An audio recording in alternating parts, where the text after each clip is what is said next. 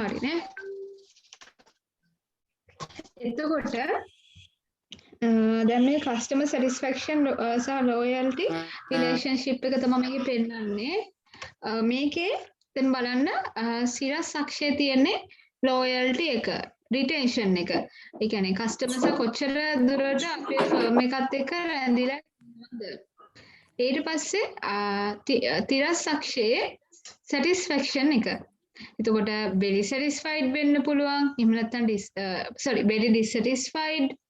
ඊළඟට dissatisfied, neither satisfied or dissatisfied කියන්නේ satisfied උත් නැහැ, dissatisfied උත් නැහැ, නිකන් මැද. ආයෙ satisfied, ඊට පස්සේ very satisfied. ඒ විදිහට තමයි තියෙන්නේ. එතකොට දැන් අපි බලමු මොකද්ද මේකේ වෙන්නේ කියලා. එකටම අඳුන ගන්න මේකේ කොටස් zones තුනක් තියෙනවා, කලාප තුනක් තියෙනවා. හරිද? එකටම තියෙන්නේ අපි යටේ ඉඳන් ගත්තොත් zone of defection. zone of defection. දැන් මේ අපි බලන්නේ satisfaction එක සහ loyalty එක අතර. හරි? තෘප්තිමත් භාවය සහ loyalty කියන එක කියන්නේ retention එක කියලා කියන්නේ customers හැමතිස්සෙම සමාන නැහැ. හැමතිස්සෙම සමාන වෙන්නේ නැහැ. ඒකේ වෙනස්කම් තියෙනවා. ඒ කියන්නේ satisfaction එක loyalty එකට බලපාන විදිහ. එතකොට ඒක වෙනස් වෙනවා එක අවස්ථාවල. දැන් අපි බලමු කොහොමද ඒක කියලා. ඒක කලාප තුනකට බෙදනවා. පළවෙනි එක zone of defection, මැද එකට කියනවා zone of indifference, උඩ මේකට කියනවා zone of affection කියලා. ඔය zone of defection එක ඇති වෙන්නේ ගොඩාක්ම low satisfaction level වලදී. හරි? ගොඩාක්ම low satisfaction level එකක තමයි ඔය zone of defection එක ඇති වෙන්නේ. satisfied නමුත් නිකන් අර යන්තම් පොඩ්ඩයි. හරි? එතකොට satisfaction එකේ අන්තිම හරිය කියලා කියන්නේ මෙතන dissatisfied නේ. very dissatisfied. මේ පොඩ්ඩක් පටල ගන්න එපා. මටත් පැටලුණා මේ satisfaction එක කියලා කියන්නේ මේ කියන්නේ මේකේ satisfaction එක මැද තිබ්බොතින් එහා පැත්තේ කියන්නේ අවසාන එන්ඩ් එක ගොඩාක්ම තෘප්තිමත්, අනිත් පැත්තට එතකොට එන්නේ පොඩ්ඩක්වත් තෘප්තිමත් නැහැ කියන එක. හරි? එතකොට මේකෙදි පොඩ්ඩක් ඒක මතක තියාගන්න. පැටලෙනවා, මටත් පැටලුණා. ඒ එන්ඩ් එක මතක තියාගන්න. එතකොට මේකේ zone of defection එකේදී satisfaction එකේ lowම level එකේ, ඒ කියන්නේ very dissatisfied. මේ වෙලාවට දැන් බලන්න මෙතන loyalty එකත් හොඳටම අඩුයි. very dissatisfied වෙලාවක loyalty එකත් අඩුයි. මේ 40ට වඩා අඩු වෙන්න යන්නේ.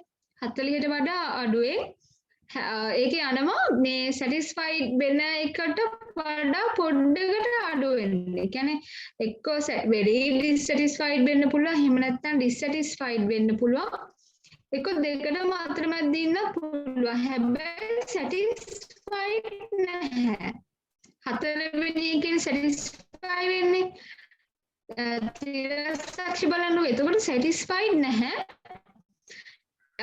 අර කලාපේ තමයි තියෙන්නේ. දැන් හිතන්නකෝ very dissatisfied customer කෙනෙක්. ඒ කියන්නේ ඒක කෙනෙක් කියන්නේ ඒක නිකන් හරීම හොඳම නැති අවස්ථාව. dissatisfied කියන්නේ ඒකෙත් හරීම නැති කොටස terroristලා කියලා කියනවා අපි. ඒ කියන්නේ මේ ඒගොල්ලෝ ත්‍රස්තවාදී වගේ තමයි අපේ මේ මොනවාද ව්‍යාපාරයට. Extremely dissatisfied customers can turn into terrorists. Extremely dissatisfied, very dissatisfied terrorist කෙනෙක් බවට පත් වෙන්න පුළුවන්. ඒගොල්ලෝ කොහොමද එහෙම කරන්නේ? දැන් හිතන්නකෝ අපි කොහේ හරි ගිහිල්ලා මොකක් හරි කෑමක් කාලා හොටෙල් එකක හරි කොහේ හරි එතනින් අපිට හම්බෙච්ච කෑම නරක වෙලා තිබුණොත්, එහෙම නැත්නම් කෑම වල මොකෙක් හරි පූණෙක් කරපොත් එක් මොකෙක් හරි තියෙන අපි සල්ලි ගෙවලා නැහැ. එතකොට අපි මේ අතෘප්තිමත්නේ එයාගේ සේවය ගැන. එතකොට ඒ වගේ වෙලාවක අපි කේන්ති ගිහිල්ලා අපේ අයිටත් දැනලා එතකොට ඒ කෙනෙක් ටෙරරිස්ට් කෙනෙක් වගේ හරියට ත්‍රස්තවාදියෙක් වගේ. කොහොමද එහෙම වෙන්නේ? අපි හිතමු අපි කකා හිටපු කෑමකේ හුණෙක් හිටියා කියලා. ඒක හුණක් දෙක නෙමෙයි, කෑමකේ මේ හුණ ඉන්න මේ ෆොටෝ එකක් ගහලා FB දානවා. ඊට පස්සේ යටින් දානවා මේ දානවා. හරි හොටෙල් එකේ නම දාලා දැම්මහම මොකද වෙන්නේ? ඉතින් ආයි කවුරුත් යයිද ඒකට? කියන්නේ දැකපු නැති කෙනෙක් යයි. ඊට පස්සේ දැක්කයි නම් කොහොමත් යන්නේ නැහනේ. බලන්න කොච්චර භයානක තත්ත්වයක්ද කියලා. එතකොට ඒ වගේ කෙනෙක්ට අපි ටෙරරිස්ට් කෙනෙක් කියන්නේ ඒකයි. එතකොට එහෙම අර ගොඩක් දෙනා ඒ වගේ සිද්ධියක් වුණාම ටක් ගාලා වෛරල් කරලා දානවා. හරි. එතකොට ටෙරරිස්ට් කියන්නේ ඒ කියලා තේරුණා. ඊට පස්සේ අපි බලමු මැද ලෙවල් එක. දැන් ඔන්න කස්ටමර් සැටිස්ෆයිඩ්. හරි කස්ටමර් සැටිස්ෆයිඩ්. ඒකට අපි කියන එක very satisfied පැත්තටම යන්න පුළුවන්. very satisfied පැත්තට යන්න පුළුවන්. එතකොට loyalty එක ටිකක් වැඩි. 40ට වඩා 30ට වඩා මේ වැඩි. ඒ level එකෙන් එතකොට zone of it is found at moderate satisfaction levels. moderate satisfaction level වල තමයි ඒක හම්බෙන්නේ. හොඳට බලන්න වෙනස උඩ තියෙන අර ලාන්ලි පාට එක zone of affection එකේ zone of indifference එකේ දෙකේම ගොඩක් වෙලාවට අර satisfied පැත්තට යනවා දෙකම. loyalty එක අතින් ගත්තාම indifference කට්ටිය අරගොල්ලන්ට වඩා පහළින් තමයි ඉන්නේ. එතකොට in this stage also customers may switch if they find better alternatives. අපි satisfied තමයි. නමුත් අර අපි delight එකේ කතා කරේ satisfied වුණත් එයාලා delighted නැත්නම් කියන්නේ ඒකට merely satisfied තත්ත්වයේ ඉන්නවා නම් එයාලට ඊට වැඩිය හොඳ alternative එකක් හම්බුනොත් අනිවාර්යයෙන්ම shift වෙනවා වෙන service එකකට. එතකොට අපි ඒ නිසා ඒකට කියනවා zone of indifference කියලා. zone of indifference එකේ චුට්ටිය apostle කියලා ඉන්නවා. apostle කෙනෙක් කියන්නේ කවුද කියලා අපි කිව්ව ධර්ම දූතයෙක්ගේ. කියන්නේ brand එකේ message එක ගෙනියන කෙනෙක්. එතකොට එයා ඒ වගේ තත්ත්වයකට එන්න ළඟයි. ඊට පස්සේ අපි zone of affection එකට ගියොත් it is located at very high satisfaction level. satisfaction level එක very high වුණාම ඒක ඇති වෙනවා zone of affection. ඒ වෙලාවට loyalty එක නැත්නම් customer retention එක හරිම වැඩි. customers ලා අපිව දාලා යන්නේ නැහැ. they do not providers ලා හොයාගෙන යන්නේ නැහැ. සහ ඒගොල්ලෝ ඔය very satisfied කට්ටිය apostle කෙනෙක් බවට පත් වෙන්න පුළුවන්. ඒ කියන්නේ අපේ brand එක එයාලා spread කරනවා. positive word of mouth එක ගෙනියනවා. customers who praise the firm ප්‍රසාදයට පත් කරන කියන්නේ අගය කරනවා හැමතැනම ගිහිල්ලා firm එක and refer others to the firm අනිත් අයට කියනවා ඇවිල්ලා මේ බලන්න කියලා. ඒ කියන්නේ service එක අරගන්න කියලා අනිත් අයට කියනවා. එතකොට දැන් දක්කනේ very dissatisfied කෙනෙක් terrorist කෙනෙක් වෙන්න පුළුවන් සහ හොඳටම satisfied වෙච්ච කෙනෙක් apostle කෙනෙක් වෙන්න පුළුවන්. ඔය තමයි අපි කතා කරේ satisfaction සහ loyalty එක අතර තියෙන relationship එක. අතර කොටස් තුනයි zone of affection, zone of indifference and zone of affection. ඒකේ ඒ ටික තමයි කතා කරන්න තියෙන්නේ. ඊට පස්සේ අපි යමු පොඩි ප්‍රශ්නයක් තියෙනවා. ඊළඟ slide එකේ discussion එක. ඒකේ අහනවා is it a right approach to delight each and every customer of a service firm? service firm එකකට එන හැම customer කෙනෙක්ම satisfy කරන එක හොඳ approach එකක්ද? satisfy කරන එක නෙමෙයි sorry delight කරන එක. is it a right approach to delight? හරි delight කරන එක satisfy නම් කරන්න ඕන. අනිවාර්යයෙන්ම satisfy කරන්න ඕන. හැම customer කෙනෙක්ම satisfy කරේ නැත්නම් ඒක හරියන්නේ නැහැ. නමුත් delight කරන්න ඕනද? එන්නේ delight කරනවා. එහෙම කරන්න ඕනේ නැහැ. ආන්සර් එක no. මොකද අපි හැම එකනම delight කරන්න ගියොත් ඒක අපිට extra cost එකක් වෙන්න පුළුවන්. we should delight only selective customers. අපි හැමතිස්සෙම තෝරගත්තු පිරිසක් තමයි delight කරන්නේ. මේක තෝරගන්නේ අපි කොයි වගේ අයද?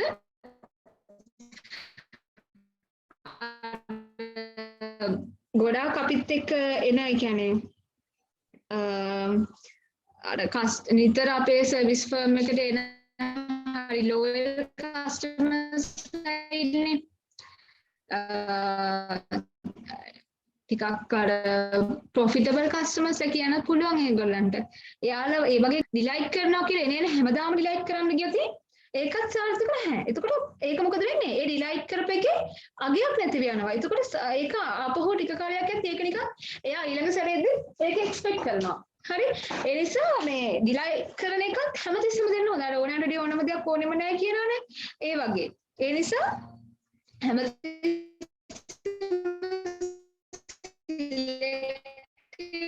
කස්ටමර්ස් ලාට කරන්න ඕන කියන්නේ තෝරගත්තු කස්ටමර්ස් ලා පිරිසකට කරන්න ඕන සහ රැන්ඩම්ලි කරන්න ඕන. විතර කරන්න බෑ. ගොඩක් වෙලාවට බැංක්ස් වලට එන්නේ මොකද සමහර බැංක්ස් වල ඉන්නවනේ කස්ටමර්ස් ලා ඒගොල්ලෝ බැංක් එකේ account එක close කරගත්තොත් එයාලා dissatisfied වෙලා හරි මොන හරි වෙලා එකක් තියෙන loans වලට බැංක් ගියා ඒක ගියොත් ඔකේ ඒකට මාන විදිහට පාඩුයි. හරිද? ඒ නිසා මේ ඒවා කස්ටමර්ස් ලා කියන්නේ අපිට දාලා ගියොත් ඒකට මාන පාඩුන ක්ලාස් ලා ඉන්නවනේ සමහර මේ සර්විස් ෆර්ම් වල. අනේ යාළුවා බලලා තමයි අපි යාළුවා ඩිලයිට් කරනවා නා. යාළුවා තියා ගන්න ඕන නිසා. එතකොට ඔය දැන් අර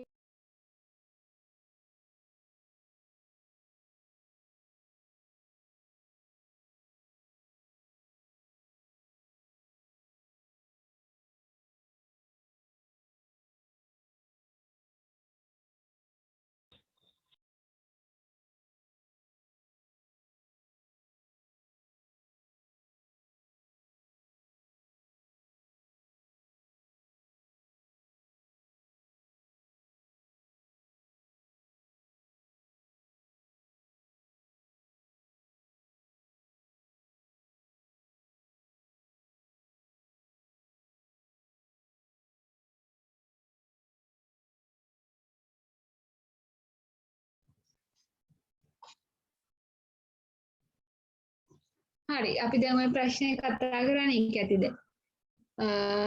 ඒ කියන්නේ දැන් කලින් එකේ අපි කතා කරන්නේ හින්දා දැන් මම ඒක නයි කියන්නේ. අපි ඊළඟ එකට යන් ඊළඟ එකෙත් කියන්නේ අර කලින් කතා කරම එකමයි ඒක අපහු ඇවිල්ලා ස්ලයිඩ් එකක් ඒක ඇරලා ඊළඟ එකට යන්න. අපි ෆැක්ටර්ස් ටික කතා කරන්නේ කස්ටමර් සැටිස්ෆැක්ෂන් එකට ඕන වෙන. හරි. දැන් අපි බලමු එක්ස්පෙක්ටේෂන් කියන එක. අපි කතා කරපු ෆැක්ටර්ස් වලින් පළවෙනි එක එක්ස්පෙක්ටේෂන්ස්. එක්ස්පෙක්ටේෂන්ස් එක්ස්පෙක්ටේෂන් එකක් කියන්නේ මොකක්ද කියලා දැනගත්තා. ඒ කියන්නේ අපි ෆර්ම් එකට එන්න කලින් අපි හිතාන් ඉන්න එකනේ. එතකොට මේක provide a standard of comparison. මේක අපිට අපේ ඒ කියන්නේ සර්විස් එක ගැන සර්විස් එකේ ක්වොලිටි එක ගැන කම්පෙයාර් කරන්න බෙන්ච්මාර්ක් එකක් මිනුම් දණ්ඩක් ස්ටෑන්ඩඩ් එකක් විදිහට කටයුතු කරන එක්ස්පෙක්ටේෂන් කියන එක. when we are evaluating satisfaction අපි satisfaction එක ගැන evaluate කරනකොට අපි කම්පෙයාර් කරන්නේ expectation එකයි perceived performance එකයි perceived performance එක මතන් perception එක. එතකොට ඔය දෙකනේ කම්පෙයාර් කරන්නේ. එතකොට හරියටම expectation එක නිකන් benchmark එකක් වගේනේ. අපි අර කම්පෙයාර් කරන්න පාවිච්චි කරන standard එකක් වගේ. ඒක තමයි එකටම කියන්නේ. සහ මේ expectation කියන එක හරිම dynamic. නිතර change වෙනවා. එක විදිහකට තියෙන්නේ නැහැ. අද තියෙන expectation එක කාලයක් customers ලාට යනකොට ඒක යාගේ expectation එක නොවෙන්න පුළුවන්. දැන් මෙහෙම හිතන්නකෝ මෙහෙම හිතන්න දැන් අර අපි ප්‍රොඩක්ට් එකේ levels වල කතා කරන්නේ augmented product එහෙම කියලා. දැන් මේක සර්විස් එකත් එක්ක පටල ගන්න එපා. මම මේ නිකන් කියන්නේ කලින් ප්‍රොඩක්ට්ස් වලට කතා කරේ ඒ වගේම සිද්ධියක් මේ සර්විස් වලටත් එනවා. සර්විස් එකක තියෙන මේ levels ඉස්සරහට කතා කරනවා. මේකේ ඒ වගේම සිද්ධියක් මේකෙත් එනවා. ඒ කියන්නේ දැන් හිතන්න මොකක් හරි සර්විස් ෆර්ම් එකක් අපිට සප් වෙනවා කියලා මොකක් හරි සුවිශේෂී සේවාවක් අනිත් කම්පිටිටිව් තියෙන කම්පැනිස් වලින් කම්පිටිටර්ස් ලගෙන් වෙනස් වෙලා මොකක් හරි සුවිශේෂී සේවාවක් අපිට දෙනවා ඕග්මන්ටඩ් එකක්. හරි. එතකොට දැන් මේක කාලයක් ඒගොල්ලෝ දුන්නට පස්සේ ටික කාලයක් යනකොට කස්ටමර්ස්ලා දැන් ඒක දෙනවනේ. එතකොට කස්ටමර්ස්ලා ඒක එක්ස්පෙක්ට් බලාපොරොත්තු වෙනවා. ඒක නිකන් එයාලට ඒකේ නිකන් කිසිම මේ විශේෂත්වයක් පේන්නේ කාලයක් යනකොට. එතකොට ඒ ඕග්මන්ටඩ් ඒවා එක්ස්පෙක්ටේෂන්ස් බවට පත් වෙනවා. ඒක ඒ හින්දා නිතර චේන්ජ් වෙනවා. අද දැන් හිතන්නකෝ මම බැංකුව නිකන් මේක නිකන් හිතන්න බැංකුවකට මම යනකොට මම හිතන්නකෝ මේක ATM මැෂින් එක මුකුත් ඔන්ලයින් බැංකින් ATM මැෂින් මුකුත් නැති කාලයක් කියලා හිතන්නකෝ. එතකොට මම බැංකුවට යනකොට මම ඒක බලාපොරොත්තු වෙන්නේ නැහැ. හරි. ඒකට දැන් අපේ අම්මලා තාත්තලා ඒ කාලේ බැංකුව යනකොට යාළුවා ATM මැෂින් එකක් බලාපොරොත්තු වෙන්නේ නැහැනේ. එතකොට ඔන්න හිටපු ගමන් සම්පත් බැංකුවේ ATM මැෂින් හඳුන්වලා දුන්නාට පස්සේ ඔන්න ඒක ඕග්මන්ටඩ් එකක්. හරි. දැන් කාලයක් යනකොට මොකද උනේ? අනිත් කම්පැනිස්ත් ඒක ඉමිටේට් කරා අනුකරණය කරා ඊට පස්සේ හැම බැංක් එකකම ATM මැෂින් එක තියෙන්න ඕනෙම වුණා. ඊට පස්සේ අපේ කාලේ අපි බැංකුව යනකොට අනිවාර්යෙන්ම අපි එක්ස්පෙක්ට් කරා ATM මැෂින් එකක් තිබිය යුතුමයි වගේ. ඔන්න බලන්නකෝ අපේ එක්ස්පෙක්ටේෂන් අපේ අම්මලා තාත්තලා යන කාලේ යාළුවා එක්ස්පෙක්ට් කරේ නෑ එහෙම දෙයක්. නමුත් අපේ කාලේ අපි එක්ස්පෙක්ට් කරනවා. එතකොට ඒක හරියම ඩයිනමික්. කාලෙන් කාලට වෙනස් වෙනවා. සිටුේෂන් එකෙන් සිටුේෂන් එකට වෙනස් වෙනවා. දැන් අපි කොරෝනා කාලේ දැන් අපි හොටෙල් එකකට ගිහිල්ලා බලාපොරොත්තු වෙන දේ අපේ එක්ස්පෙක්ටේෂන් එක අපි කොරෝනා තියෙන්න කලින් කාලෙක අපි හොටෙල් එකකට ගියොත් තියෙන එක්ස්පෙක්ටේෂන් එකයි අතර වෙනසක් තියෙනවා. දැන් අපි හිතනවා මේ කාලේ ගියොත් ඒ කාලේ යනකොට අපි හිතනවා මේ එම්ප්ලොයිස් අපිත් එක්ක හොඳට ක්ලෝස්ලි වැඩ කරයි. ඒගොල්ලෝ බුෆේ එක පිළිගන්නකොට මෙහෙම කරයි. පූල් එකේ මෙහෙම ඉන්න දෙයි එහෙම කීක හිතනවනේ. දැන් හැබැයි අපි මේ කාලේ යනකොට පූල් එකේ නටන්නයි අර මේ හැම එකම අපි බලාපොරොත්තු වෙන්නේ නැහැනේ. ඒ හින්දා මේ එක්ස්පෙක්ටේෂන් කියනවා මාරු විදිහට වෙනස් වෙනවා. සිටුේෂන් එකකින් සිටුේෂන් එකට කාලෙන් කාලෙට එන ඔග්මන්ටඩ් ප්‍රොඩක්ට් එක ඒවා එක්ස්පෙක්ටේෂන් වෙනවා. ඒ හින්දා ඒක චේන්ජින් ඩයිනමික්. සහ මේ එක්ස්පෙක්ටේෂන් කියන එක මැනේජ් කරන්න අපි දැනගන්න ඕන. ඒක මැනේජ් කරේ නැත්නම් කම්පැනි එකට එක්තරා අවශ්‍යදායක තත්ත්වයන්ට මුහුණ දෙන්න සිද්ධ වෙනවා. ඒ කොහොමද වෙන්නේ? දැන් හිතන්න කස්ටමර් කෙනෙක් too high level එකේ expectation එකක් තියාගෙන ඉන්නවා. ෆර්ම් එකට එද්දී එන්නේ මාර විදිහේ බලාපොරොත්තු ගොඩක් එක්ක. එයා හිතනවා මෙන්න මේ වගේ සුපිරි සර්විස් එකක් මට දෙයි කියලා.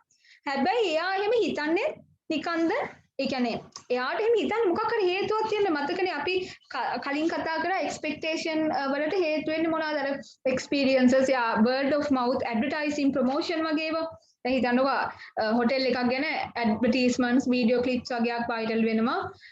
මොනවාද මේක මෙන්න මේ වගේ සර්විස් එකක් තමයි දෙන්නේ ඔයාලට අඩු ගානට මෙච්චර මේ බෙනිෆිට්ස් වගේක් හම්බ වෙනවා පරිසරයේ මාර විදියට ලස්සනයි ඔයාලට අමුතු මනස රිලැක්ස් වෙනවා කීකි දැන් එන්න අර මොකක් හරි අර ඕනෑමටත් වඩා වැඩි ප්‍රොමෝෂන් එක කරනවා දැන් ඔන්න අපි හොටෙල් එකට යන්නේ ලොකු එක්ස්පෙක්ටේෂන්ස් ගොඩක් එක්ක හැබැයි ඇතුළට ගියාට පස්සේ එහෙම නොවුනොත් කස්ටමර් ඩිසටිස්ෆයි වෙනවා. හරි එයා හිතපු තරම් ඒව හම්බුනේ නැති වුණාම ඒ නිසා අපිට වගකීමක් තියෙනවා කස්ටමර්ගේ එක්ස්පෙක්ටේෂන් අනවශ්‍ය විදියට ටූ හයි කරන්නේ නැතුව එහෙම වුණොත් අපිට ඒක ඇත්තටම අපි ඒක ඒ සර්විස් එක දෙනකොට අපිට ඒ ලෙවල් එකට යන්න බැරුව ගියොත් කස්ටමර් සැටිස්ෆයි කරගන්න එක ලේසි වෙන්නේ නැහැ. මොකද එයා එන්නෙම ලොකු එක්ස්පෙක්ටේෂන් ගොඩක් එක්ක. ඒ හින්දා therefore service providers should not over compromise. ඕනෑමට වැඩි promises දෙන්න හොඳ නැහැ. It's needed to manage customer expectations by advertising and other promotional tools. Other promotional tools and advertising වගේ use කරලා ගානකට මෙන්න මේ වගේ level එකක තමයි අපි service එක දෙන්නේ කියලා promise කරන්න ඕන.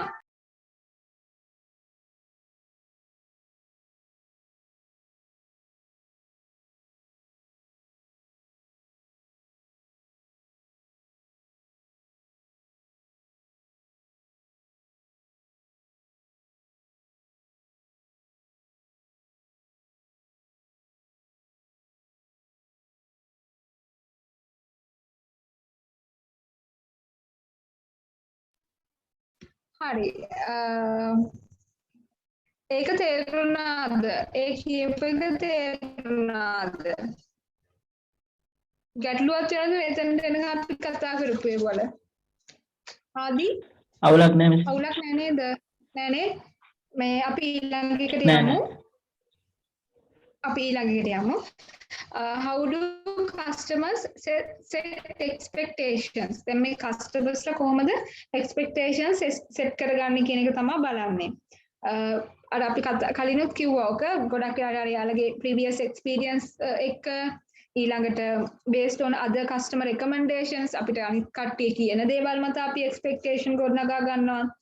ඊළඟට අපි සමහර විට අර ඇත්තටම සර්විස් එක එක්ස්පීරියන්ස් කරන්න කලින් දැන් ඔය අපි වෙඩින්ග්ස් වලට හොටෙල් බුක් කරන්න යනකොට කලින් ගිහිල්ලා බලනවනේ. එතකොට ඒ තියෙන වටපිටාව ඒකින් ඒකේ බුෆේ එක දෙන්න විදිහ ඉඩකඩ හැමදේම බලලා අපි එහෙමත් එක්ස්පෙක්ටේෂන්ස් ගොඩනගා ගන්නවා. සර්විස් ස්කේල් එක දිහා බලලා. එතකොට ඒ ආකාරවල ප්‍රොමෝෂන් වලින් ඔය හැම විදිහෙම අපි එක්ස්පෙක්ටේෂන් ගොඩනගා ගන්නවා. එතකොට දැන් ටිකක් හිතලා බලන්න ඔය හැම දෙයක්ම කස්ටමර් එක්ස්පීරියන්ස් එක කලින් ඕකට ආවෙ කෙනෙක් ආයෙනකොට යාගේ ඔළුවේ යම් කිසි දෙයක් තියෙනවා මේ ලෙවල් එකට තමයි මට හම්බෙන්නේ කියලා. එතකොට ඒක ඊළඟට අනිත් කස්ටමර්ස්ලාගේ රෙකමෙන්ඩේෂන් බේස් වෙන්නේ ඒ කස්ටමර් ඔය එකට ගිහිල්ලා ඒ ගත්ත එක්ස්පීරියන්ස් එක. සහ ඒ තියෙන සර්විස් ෆර්ම් එකේ තියෙන වටපිටාව සහ ඒ භෞතික සැකස්ම එක්ක. එතකොට ඔය හැම එකක්ම දැන් ඇඩ්වර්ටයිසින් ගත්තත් ඒවත් කම්පැනි එකෙන් දාන ඒවානේ. එතකොට හැම එකක්ම under the control of service provider. හැම එකම service provider ගේ control එකේ යටතේ තියෙන්නේ. ඒ නිසා ඔය කතාව අපිට අර කලින් අර must be managed කියන එකත් එක්ක link කරන්න පුළුවන්. ඒ හැම දෙයක්ම manage කරන්න දැනගන්න ඕන service provider. අර අනවශ්‍ය විදිහට negative rumors යන්න දෙන්නේ නැතිව customer recommendations හොඳ විදිහට customer recommendations යවා ගන්න. ඊළඟට අනිත් customers ලා ඒ කියන්නේ එන customer ගේ previous experience හොඳ කරන්න හොඳ මට්ටමක තියන්නේ හැම එකක්ම තියෙන්නේ service provider ගේ අතේ. එතකොට බැරි වෙලාවකත් customer කෙනෙක් negative විදිහට negative attitude හදාගත්ත දින් service firm එක සම්බන්ධයෙන් ඒකට සම්පූර්ණයෙන්ම responsible වෙන්නේ service firm එක. මොකද ඔය expectation එක තීරණය කරන හැම දෙයක්ම service provider ගේ control එක යටතේ තියෙන නිසා. අපි ඊළඟ එකට යමු. ඕක කලිනුත් දැන් අපි කතා කරපු ටික. what influence customer satisfaction කියලා customer satisfaction කියලා තියෙන්නේ. ඉන්න ඒ ටිකම තමයි එන්නේ. ඊට අමතරව ඕකේ තිබුණා LMS අප්ලෝඩ් කරපු එකේ තිබුණා මට මතක හැටියට implicit service promises කියලා එකක්. හරි يعني implicit service promises සහ marketing communication එක explicit ඒක කියව ගන්නත් බෑ මට. අන්න එහෙම service promises කියලා. හරිද? එතකොට මම පොඩ්ඩක් කියන්නම් මේ implicit service promise එකක් කියන්නේ මොකක්ද කියලා. ඕකේ නැහැ නේද ඒක? ඔන්න ඔය ස්ලයිඩ් එකේ ඔය ස්ලයිඩ් එකට එන්නේ අර අපි කලින් කතා කරේ custom what influences expectations කියලා. මෙතන තියෙන්නේ අර මොඩල් එකක් තියෙනවා නේද?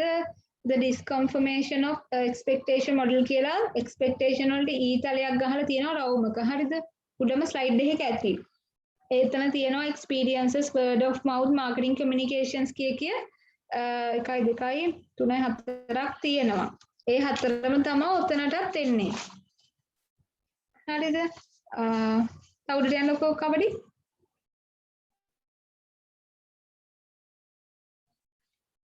අන්න ඔය තියෙන ලොකු රවුමක් වගේ එකක්. ලොකු රවුම නෙමෙයි. ඔන්න පහල එක කවඩි. අන්න රයිට්. ඒකේ වල තියෙන්නේ expectation වලට ඊතලයක් ගහලා.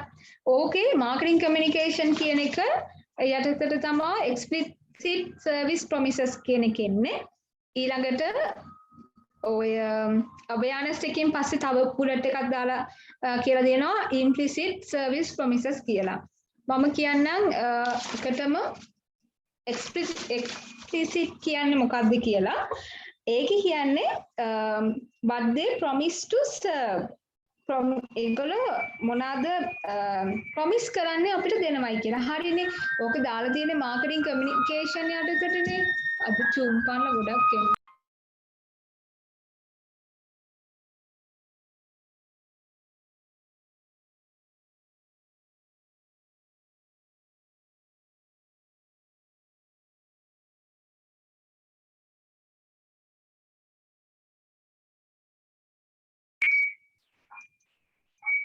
හරිද? එතකොට දැන් අපි සාමාන්‍යයෙන් මාකටිංగ్ කමියුනිකේෂන් වලින් ඇඩ්වර්ටයිස්මන්ට් වගේ ටූල් එකක් පාවිච්චි කරන්නේ ගොඩක් වෙලාවට ඕන එක. ඒ හැම එකෙම කරන්නේ අපිට ප්‍රොමිස් එකක් දෙන එක. අපි මෙච්චර මේ වගේ සර්විස් එකක් ඔයාලට දෙනවා කියලා. එතකොට එක්ස්ප්ලිසිට් එකෙන් කියන්නේ ඒක. ඊළඟට ඉම්ප්ලිසිට් සර්විස් එකෙන් indirectly give expectations. මොකද implicit service promise එකකින් කරන්නේ indirectly අපිට expectation දෙනවා. directly අරකේ වගේ කියන්නේ නැහැ. නමුත් සමහර විට what ඒ කියන්නේ ඒකේ service scale එක කියන්නේ ඒකේ physical evidence environment එක ඒකේ හදලා තියෙන විදිහ service surrounding එක හදලා තියෙන විදිහ.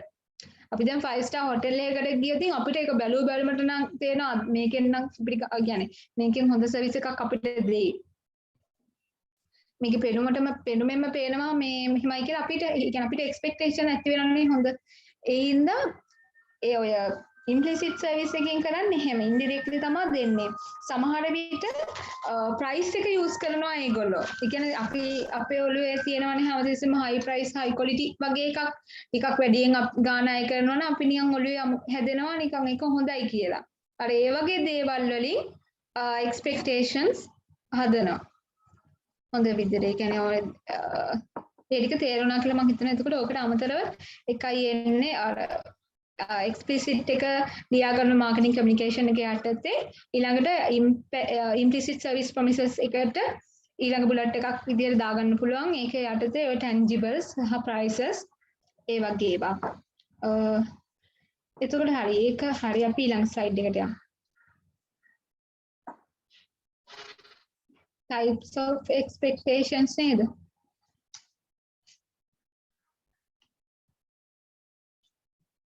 එතකොට types of expectations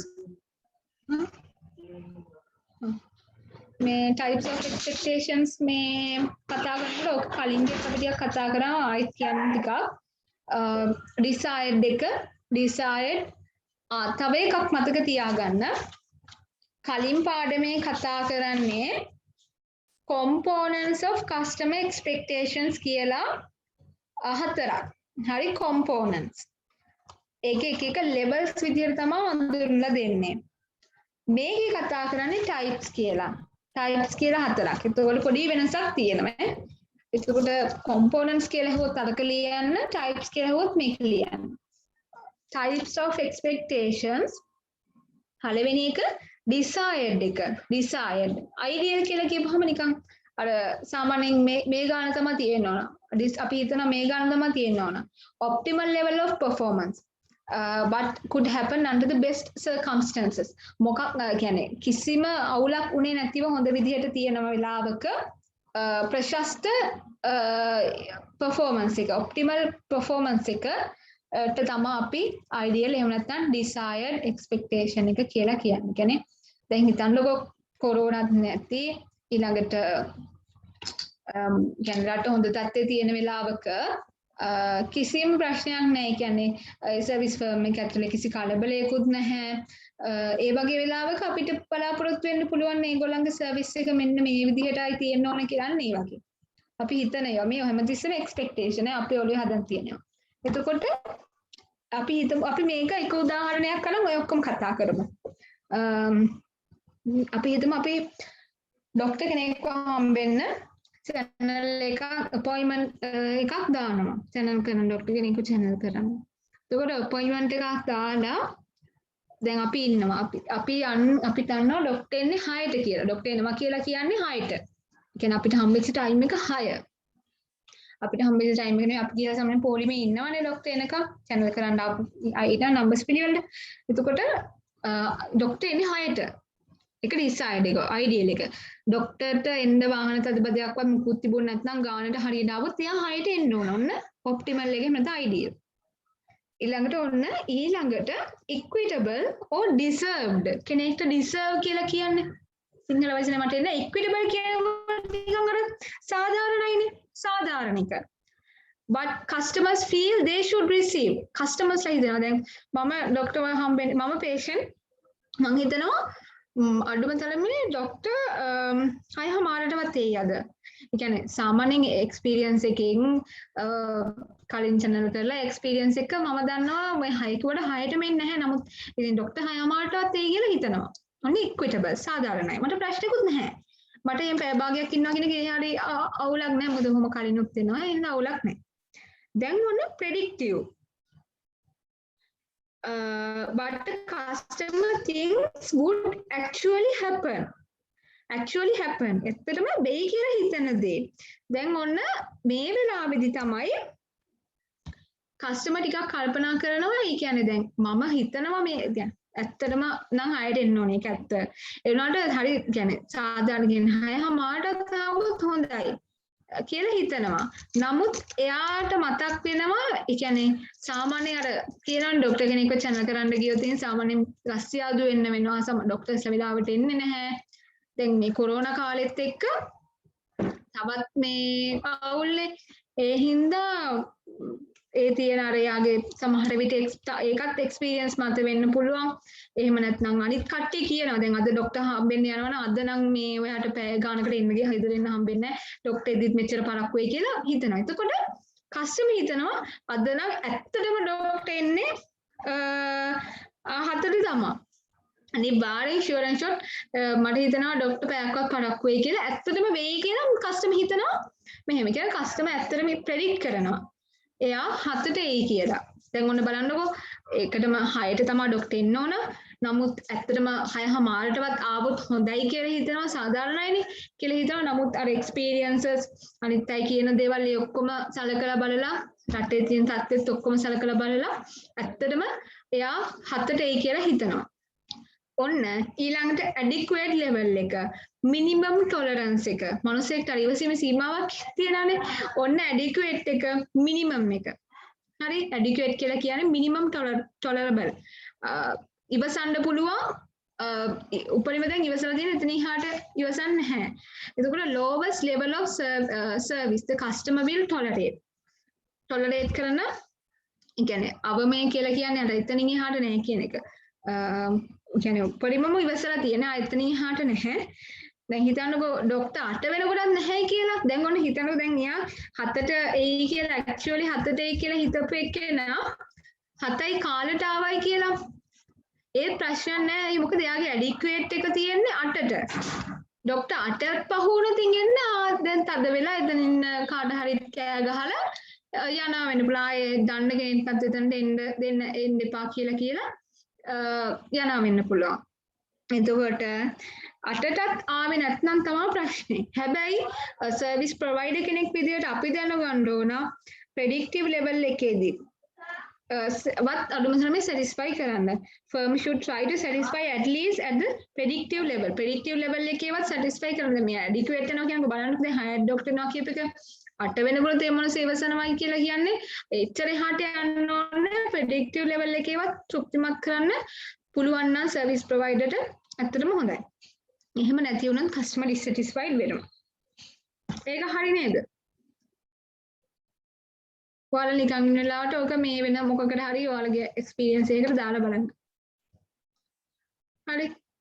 ඊට පස්සේ අපි බලමු දැන් අර කලින් කතා කරා නේද expectations must be managed කියලා එකක්. ඒක ආපහු වෙනම ස්ලයිඩ් එකකට දාලා පොයින්ට්ස් ටිකක් විදිහට කියනවා. අපි නිකන් බලාගෙන යමු. don't over promise කරන්න එපා. ඊළඟ ස්ලයිඩ් එක කවරි over promise කරන්න එපා. හරියට නිකන් අර political parties කරන්නේ. හරි ඒ හින්දා over promise කරන්න එපා. එහෙම නැත්නම් customers dissatisfied වෙනවා. try to delight the customers ලව delight කරන තරමට හොඳයි.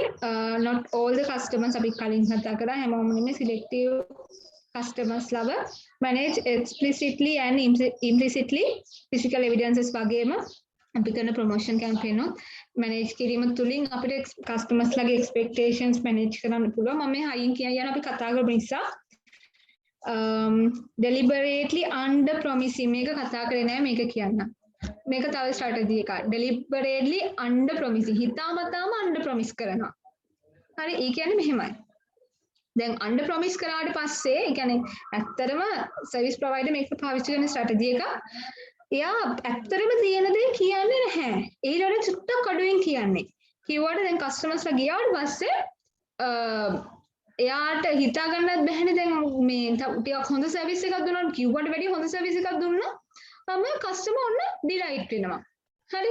එතකොට මේක හිතාමතාමයි කරන්නේ. ඒ කියන්නේ කස්ටමර් ඩිලයිට් වුණා කියලා එතකොට කස්ටමර් හිතනවා අප්පා මරුනේ කියලා. නමුත් ඇත්තටම කරලා තියෙන්නේ ඒක එයාලා සාමාන්‍යයෙන් දෙන එක නමුත් කියලා නැහැ. ප්‍රොමිස් කරලා නැහැ. හැබැයි මේකේ අවාසියක් තියෙනවා අන්ඩර් ප්‍රොමිස් කරපුවම කස්ටමර්ස්ලා ඇට්‍රැක්ට් වෙන්නේ නැහැ. හරි ඔය අවාසිය තියෙනවා. අන්ඩර් ප්‍රොමිස් කළාම කස්ටමර්ස්ලා ඇට්‍රැක්ට් වෙන්නේ නැහැ. දැන් හිතනකෝ අපි කියනවා 30 minutes වලින් 30 minutes 15 minutes වලින් අපි ෆුඩ් එක ඩෙලිවර් කරනවායි කියලා. නමුත් 5 minutes වලින් දෙනවා. හරි. ඒ කියන්නේ යාට 5 minutes වලින් දෙන්න හැකියාව තියෙනවා. නමුත් එයා කියනවා 15 minutes කියලා. ඒනොට 5 minutes වලින් දෙනවා. එතකොට කස්ටමර් ඩිලයිට් වෙනවා. ඒ කියන්නේ ඩිලයිට් වෙනවා. එතකොට මේ එයාගේ එක්ස්පෙක්ටේෂන්ස් ලොකු මට්ටමක තිබුණ නැහැනේ. හරි. එතකොට අන්ඩර් ප්‍රොමිසිං මතනේ යාලා එක්ස්පෙක්ටේෂන් හදාගෙන ආව. එතකොට එයා සැටිස්ෆයි වෙනවා. සමහරව ඩිලයිට් වෙන්න පුළුවන්. ඇට්‍රැක්ෂන් එක අඩු වෙන එක කස්ටමර්ස්ලාගේ සහ ඒක අර මාකට් එකේ හොඳට කම්පීට් කරන්න අවශ්‍යයක් වෙන්නත් පුළුවන්. අපි අන්ඩර් ප්‍රොමිසිං කරන එක හේතුවක් වෙනවා අපිට මාකට් එකේ හොඳට කම්පීට් කරන්න බැරි වෙනවා. ඒ ටික තමයි කතා කරන්නේ. ඊට පස්සේ අපි යමු zone of tolerance. zone of tolerance එක කලින්කෙත් කතා කරා. කලින් පාඩමේ zone of tolerance එක කියලා කියන්නේ tolerate කරනවා කියන්නේ අපේ ඉවසීම. tolerance එක කියන්නේ අපේ ඉවසීම. ඒ ඉවසීම තියෙන සීමාවක් තියෙනවා. ඒ කියන්නේ එකෙන් අඩුවට ගියොත් පහළට ගියොත් ඉවසීම සීමාව පැනලා කියනවා. ඒ කියන්නේ උඩට ගියොත් අපි ඒ කියන්නේ උඩට ගියොත් අපි මේ තියෙන මෙතන මේ zone of indifference කියන එකම තමයි. ඒකේ උඩට ගිය desired service එකෙන් උඩට ගියොත් හොඳයි පහළට ගියොත් හොඳ නැහැ. The extent to which a customer will accept some degree of variation in performance. Performance එකේ යම්කිසි විචලනයක් එයාට accept කිරීමට තියෙන හැකියාව. හරි. එතකොට දැන් හිතන්නකෝ 30 minutes වලින් ෆුඩ් එක ඩිලිවර් කරයි කියලා හිතනවා. desired service එක. එයා හිතන අඩුම තරමේ 45 minutes වලින්වත් කෑම එක හම්බෙයි කියලා. පැය එකමාරක් විතර ඉන්නවා තාම ඩිලිවර් කරේ නෑ. ඒක මොකක්ද අතපසුවීමක් මොකක් හරි වෙලා. ඔන්න අපේ zone of tolerance එක පැන්නා. ඔන්න එයා එතකොට ඩිසැටිස්ෆයි වෙනවා. මේ ඊළඟට හිතන්නකෝ 30 minutes වලින් දෙනවා කියලා 10 minutes වලින් කෑම එක ඕඩර් කරපුවහම එයා ඒ කියන්නේ උඩට ගිහිල්ලා තියෙන්නේ. එතකොට ඩිලයිටඩ් වෙන්න පුළුවන්, සැටිස්ෆයි වෙන්න පුළුවන්. ඒක තමයි කියන්නේ. අපි ඊළඟට යනවා. කොච්චර අමාරු නෑ. ඊළඟ තමයි ටිකක් තද බලයකට තියෙන්නේ. හරි. ඔක දැන් කල්පනාවෙන් අහගන්න ඕන එක. මේක කතා කරන්නේ service quality perceptions relative to zone of tolerance. zone of tolerance එකයි service quality perceptions උයි. ඔය service quality perceptions කියලා කියන්නේ service එකේ quality එක ගැන customers ලා හිතාගෙන ඉන්න විදිහ. ඊළඟට zone of tolerance customer ගේ tolerate කරන ඒ variation එක. එතකොට දැන් මේක බලන්න මේකේ තිරස් පැත්ත reliability responsiveness assurance empathy tangibles ඔය ටික ගැන quality පාඩමේ වෙනම කතා කරනවා. එතකොට ඔය පැත්තේ තියෙන්නේ quality එක service qualities ටික. මේකේ බලමු දැන් අපි එකින් එක ඔය කොටුවෙන් කියන්නේ zone of tolerance නේ. දැන් zone of tolerance එක නිකන් අර අපි කලිනුත් දැක්කේ රිජු කොනාස්ට්‍රයක් වගේ නේ. එතකොට ඒකේ උඩ කොටස يعني හොඳ හරියට මැක්සිමම් ලෙවල් එකනේ උඩ මැක්සිමම් යට මිනිමම් කියන එහෙම තමයි වෙන්නේ. උඩ මැක්සිමම් යට මිනිමම්. අපි කියවනේ desired service එක තමයි උඩ යට adequate කියලා. එතකොට ඒ දෙක අතර වෙනස zone of tolerance. එතකොට උඩ මැක්සිමම් යට මිනිමම්. දැන් ටිකක් හිතන්න එකටම ඔය කොටුව ගාව ගන්න නැතුව ඔය රවුමක් තියෙන්නේ service quality perception එක ඒක දිහා විතරක් බැලුවොත් ඒ කියන්නේ ඔය අපි මේක ඔය graphic හදලා තියෙන්නේ service quality එක measure කරන්න පුළුවන් ඒකේ reliability එකේ ඒකේ responsiveness එක ඒ කියන්නේ එක quality එක measure කරන එක dimensions තමයි ඔය තියෙන්නේ quality service quality එක measure කරන dimensions තමයි දැනට එහෙම මතක තියාගන්න quality part මේ කියනම හොඳට reliability responsiveness assurance empathy සහ tangibles කියන්නේ service quality එක measure කරන dimensions. කොටුව ගැන හිතන්න නැතුව ඒ round ටික විතරක් ගැන හිතුවොත් ඒ හැම එකක්ම 6 කියන level එකට. හරි? 6ට වැඩියෙන් තියෙනවා. අපි අගයක් දුන්නොත් මේවට ඒවා හැම එකක්ම 6ට වැඩියෙන් තියෙනවා. ඉතින් කෙනෙක්ට හිතන්න පුළුවන් සාමාන්‍යයෙන් 5ට වැඩි 6 7 8 කියන්නේ ටිකක් හොඳයි කියලානේ හිතෙන්නේ. හරි? නමුත් ඒක දිහා විතරක් බලලා තීරණය කරන්න බෑ. Tolerance figure එක අනිවාර්යයෙන්ම තියෙන්න ඕන. Otherwise management cannot decide whether customer satisfied or not. Tolerance figure එක නැතිව service provider තීරණය කරන්න බෑ customer ඇත්තටම satisfied වුණාද නැද්ද කියලා. ඒකට service quality perception එකත් එක්ක tolerance level එක ගලපලා තමයි බලන්න වෙන්නේ. අපි දැන් එකක බලමු. දැන් මේකේ බලන්න reliability කියන dimension එකෙන් බලන්න මේකේ zone of tolerance එක තියෙන්නේ උඩ. ඒ කියන්නේ ආ tolerate කරන level එක. ඒ කියන්නේ ඒක තියෙන්නේ උඩ. ඒකේ minimum එකක් බලන්න 4ට කිට්ටු කරලානේ තියෙන්නේ. එයාගේ minimum එකක් තියෙන්නේ 4ට කිට්ටු කරලා. නමුත් reliability කියන dimension quality dimension එක තියෙන්නේ 15. එතකොට අඩුම තරමේ minimum එකටවත් කිට්ටු වෙලා නැහැ. ඒක ගෑවිලාවත් නැහැ. එතකොට ඒ වෙලාවේ customer කෙනෙක් satisfy වුණා කියලා කියන්න පුළුවන්ද? බෑ. මොකද quality එක service quality එක එයාගේ ඒ තියෙන adequate service එකටවත් එයා බලාපොරොත්තු වෙන adequate service එකටවත් ළඟා වෙලා නැහැ. එතකොට ඒ වගේ අවස්ථාවක customer satisfied නැහැ. දෙවෙනි එකේදී responsiveness කියන dimension එකේදී quality measure කරන dimension එකේදී minimum කියන එක චුට්ටක් touch වෙලා තියෙනවා විතරයි. නමුත් උඩට ඒ වෙලාවෙත් කස්ටමර් කෙනෙක් සැටිස්ෆයි වෙනවද නැහැ. දැන් අර ડોක්ටර් channel කරන්න ආපිකේ බලන්නකො 6ට ડોක්ටර් එනවයි කියලා තියෙන වෙලාවේ 8 වෙනකොට ડોක්ටර් ආවිලා නැතුව හිටියාම නිකන් 8යි 5ට ආව කියලා හිතන්නකො. නිකන් ලාවට 8යි 1ට වගේ ලාවටනේ කියන්නේ නිකන් ටච් වෙලා විතරයි. එතකොට කෙනෙක් සැටිස්ෆයි වෙනවද? පැය දෙකක් තිස්සේ කාලෙකක් ආවින්දලා නෑනේ. එතකොට ඒ වගේ වෙලාවක හරියන්නේත් නැහැ. එතකොට ඊළඟට assurance එකේදී බලන්න service quality perception එක චුට්ටක් ඇතුළට ගිහිල්ලා zone of tolerance කියන්නේ minimum එක පොඩ්ඩක් minimum එක පාස් කරලා චුට්ටක් උඩට ගිහිල්ලා වගේ පේනවා අපිට භාගයක් කැපිලානේ. ඒත් ඉතින් එහෙම සාර්ථකයි කියන්න බෑ. ඉතින් මේ customer කෙනෙක් කියනවා මම මෙච්චර වෙලා හිටියා ડોක්ටර්දි මේ වගේ වෙලාවක් වුණා කියලා කියනවනේ. ඒ නිසා මේ ඒකත් එච්චර සාර්ථක නැහැ. assurance පැත්තෙන් මේක මේ ડોක්ටර් එක ගත්ත හැමතිස්සෙම මේකේ මේක එක dimensions reliability කියන්නේ විශ්වසනීයත්වය responsiveness එක assurance එක ඒවා එකින් එක මම නිකන් උදාහරණයක් කරන් කියන්නේ ඊළඟට empathy කියන පැත්තෙන් ගත්තහම empathy කියන පැත්තෙන් ගත්තහම ඔන්න දැන් පොඩ්ඩක් ගිහිල්ලා ඇතුළට භාගයක් වගේ ඒ රවුමින් කැපිලා හැබැයි ඒත් කස්ටමර් කෙනෙක් හොඳටම සැටිස්ෆයි වුණා කියන්න බෑ. ඉතින් මොකද ඇඩික්වේට් ලෙවල් එකට කිට්ටුයිනේ. එම්පැති කියලා කියන්නේ මට මතක හැටියට ওই වචනේ තේරුම නිකන් අර මේ කස්ටමර්ස්ලා එම්ප්ලොයිස්ලා එක්ක හොඳට එම්ප්ලොයිස්ලා කස්ටමර්ස්ලා හොඳට ඉන්ටරැක්ෂන් එක තියෙන කම්පැනි එකක් කියලා හිතන්නකෝ.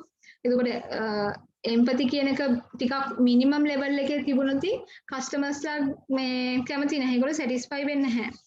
හරි ගොඩක් වෙලාවට people processing කියන්නේ මොකද අපි කතා කරානේ. එතකොට පළවෙනි පාඩමේ ඒ වගේ ඒවල ගොඩක් වෙලාවට එම්ප්ලොයිස්ලා කස්ටමර්ස්ලා එක්ක ගැටෙනවනේ. එහෙම උනේ නැති වුණත් අපි good morning කියපුවම good morning කියන්නේ නැත්නම් එම්ප්ලොයිස් අපේ නීඩ් එක හරියට මේ ඇඩ්‍රස් කරන්නේ නැති වුණාම කස්ටමර්ස්ලා ඩිසැටිස්ෆයි වෙනවා. දැන් මේකෙදි මිනිමම් ලෙවල් එකේ වගේ තියෙන කියන්නේ මැදට කියන්නේ භාගයක් වගේනේ. ගොඩාක් සාර්ථක නැහැ. දැන් බලන්න මේ ටැන්ජිබල් කියන ඩයිමන්ෂන් එකේ ටැන්ජිබල් කියන එකේ මැක්සිමම් එක ගාවටම ගිහිල්ලා. ඒ කියන්නේ මේ අපි හිතමු හොටෙල් එකක් කියලා.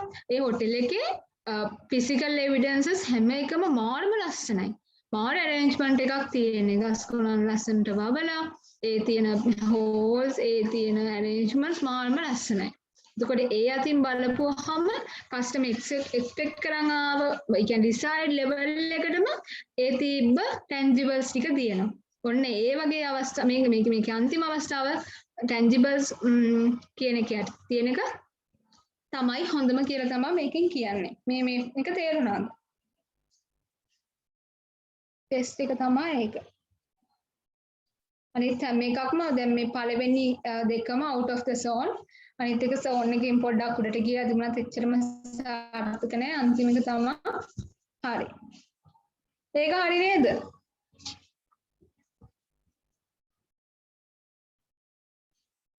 ඒකේ අපහැදිලි තැන මොන හරි තියනවද?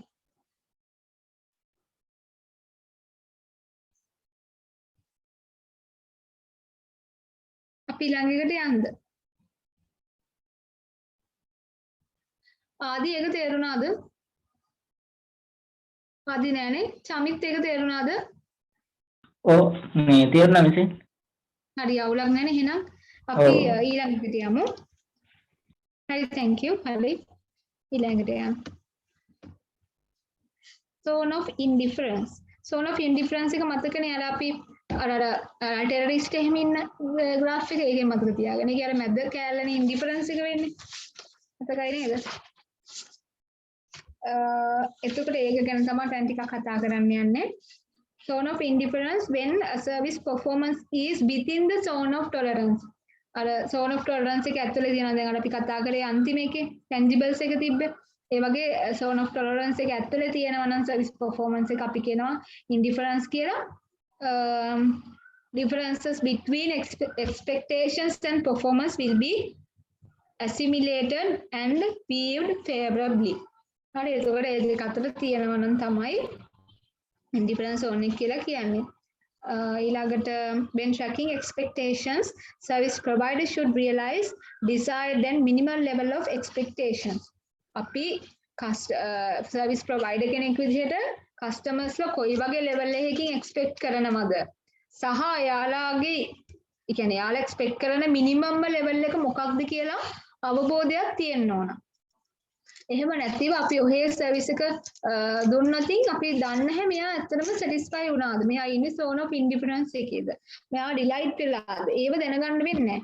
ඒ නිසා මේ levels එක අපි හරියට track කරලා තියාගන්න ඕන. දැන් අපි කොහොමද මේ company එකේ performance එක වැඩි කරන්නේ? improving company performance. ඒක බලමු ඊළඟ slide එක. improving company performance. මේක කියනවා identify what attributes dimensions are important to target clients. අපි target කරපු clients ලට මොන attributes ඇත්තටම වැදගත් වෙන්නේ මොන dimensions ද? සමහර වෙලාවට customers වටපිටාවේ තියෙන දේවල් බලන්නේ නැති වෙන්න පුළුවන්. දැන් හිතන්නකෝ ඔයා repair කරන ඔයා වාහන repair කරන මේ එකක් කරන කෙනෙක් කියලා. එතකොට ඒකේ ගස් කොළන් බබලා ඉඳගන්න පුටු දාලා ඊළඟට AC කරලා තිබ්බට වැඩක් නැහැ නේ. කස්ටමර්ස්ලා රැඳෙනවද එතන? නැහැ. එතකොට ඒගොල්ලෝ බලාපොරොත්තු වෙන්නේ අපේ දුන්න වාහනේ හරියට හදයි, කිසිම අඩුපාඩුවක් නොවේ. යන්නේ ඒ වගේ ඇට්‍රිබියුට්ස්. ඒකේ රිලයබිලිටි එක ඒ වගේ. ඒතෝ මේ ටැන්ජිබල්ස් බලන්නේ නැහැ. ඒ නිසා අපි හරියටම දැනගන්න ඕනේ මොන ඇට්‍රිබියුට්ස් අපේ ටාගට් ක්ලයන්ට්ස් ලට ඉම්පෝර්ටන්ට් වෙන්නේ කියලා. එතකොට ඒ ඉම්පෝර්ටන්ට් වෙන ඒවා බලලා අපිට ඒවා ඩෙවලොප් කරන්න පුළුවන්. ඉම්පෝර්ටන්ට් වෙන ඒවා ටික ඩෙවලොප් කරන්න පුළුවන්. ඊළඟට identify clients perception of company performance on each attribute. සහ එයාලගේ perception එක මේ එක එක attribute එක සම්බන්ධයෙන් dimensions ගොඩක් තියෙනවානේ service firm එකේ එක එක attribute කියන්නේ tangibles නම් කොහොමද employees ලාගේ empathy එක කොහොමද හරි එතකොට තව service එකේ reliability එක කොහොමද කියලා කස්ටමර්ගේ ඔළුවේ තියෙන එක දැන් අයිඩෙන්ටිෆයි කරගන්න ඕන එක එක සර්වේස් මගින් ෆීඩ්බැක්ස් මගින් ඉස්සරහට කතා කරනවා එක එක ආකාරවලින් දැනගන්න ඕන ඊළඟට satisfaction and service quality research එකක් කරන්න ඕන ඒක essential හරි satisfaction and service quality researches ඒවා කරන එක එක විදිහට තියෙනවා රිසර්ච් කරලා හොයාගන්න පුළුවන් ඉතින් කතා කරන සර්විස් කොහොමද කරන්නේ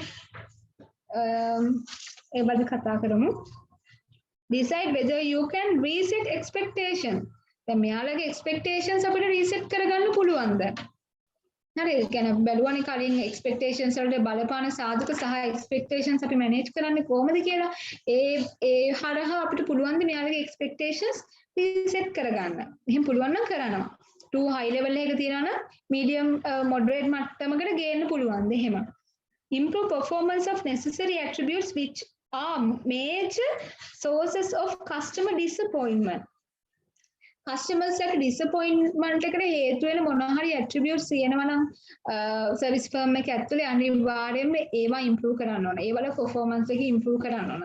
දිගින් දිගටම මේ attributes නිසා customers ලා dissatisfied වෙනවා නම් අපිට සෑහෙන පාඩුවක්. ඒ නිසා අනිවාර්යයෙන්ම ඒවා හොයාගෙන අපි improve කරන්න ඕන. ඒකටත් අපිට feedback, customer complaints සලකලා බලන්න පුළුවන්. Use important performance metrics to make decision. Performance metrics එකක් හදලා ඒකේ ඒක අනුව අපිට decisions ගන්න පුළුවන්. එහා පැත්තේ තියෙනවා important performance metrics එකක් හදලා උදාහරණයක් දීලා. ඒක බලමුකෝ.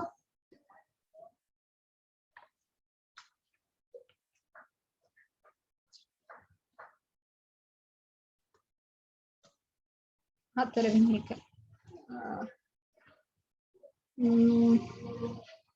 ඔක සර්විස් ෆර්ම්ස් කීයක් තියෙනවද? හතරක් නෙමෙයි නේද?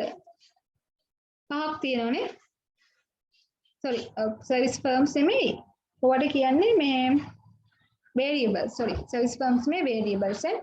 ඔය x1 x2 x3 කී තියෙන variables. මේක උදාහරණයකට අරන් තියෙන්නේ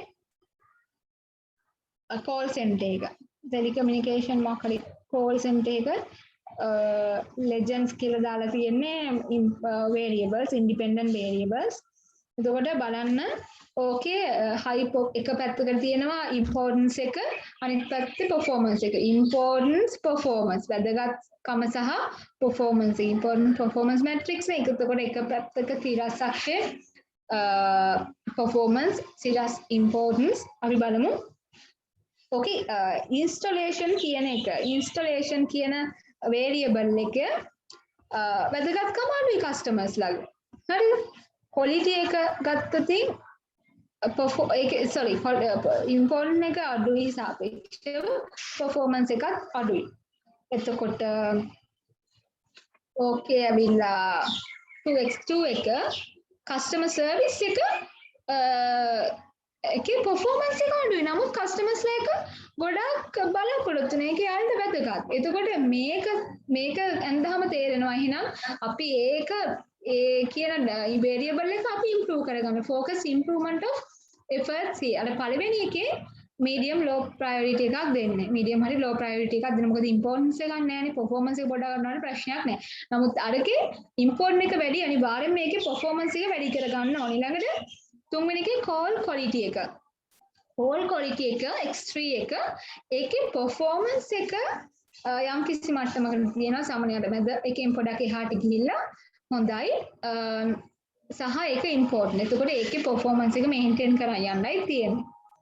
එතකොට x5 කියන එක x4 කියන එක repairs එකේ performance එක හරිම අඩුයි. ඒ වගේම importance එකත් හැබැයි ගොඩාක්ම අඩු නැහැ. හරි එතකොට ඒකට medium priority එකක් දීලා ඒක කරා නම් හරි low priority දෙන්නත් හොඳ නැහැ මොකද importance එක ගොඩක් අඩු නැහැ medium priority එකක් දීලා කරගෙන යන්න ඕන අනිවාර්යයෙන්ම ඊට පස්සේ billing කියන එක x5 කියන එක ඒකේ ඉම්පෝටන්ස් එකක් තියෙනවා යම් කිසි මැද ගානක නමුත් ඒකේ performance අඩුයි. එතකොට ඒකෙත් ඉම්ප්‍රූව්මන්ට් එකට අනිවාර්යෙන්ම ફોකස් කරන්න ඕන. පැහැදිලිද ඉම්පෝටන්ස් performance matrix එක ඒක ලේසි. බලුවම අපිට කියන්න පුළුවන් කොහොමද කියලා. දැන් අපි අර කලින් එකේ හැමතිස්සෙම කතා කරන්නේ කම්පැනි එකේ performance වැඩි කරගන්න, improve කරගන්න කරන්න පුළුවන් දේවල් ගැන හැමතිස්සෙම ඒක නිතරම කියවුණා නේද? customers ලගේ feedbacks වලින්, complaints වලින් අපි දේවල් ඉගෙන ගන්න ඕනේ කියලා. එතකොට ඒක තව ඉස්සරහට කතා කරනවා learning from customer feedbacks. ඊළඟ එක learning from customer feedbacks. ඒක කරන්න key objectives of effective customer feedback system.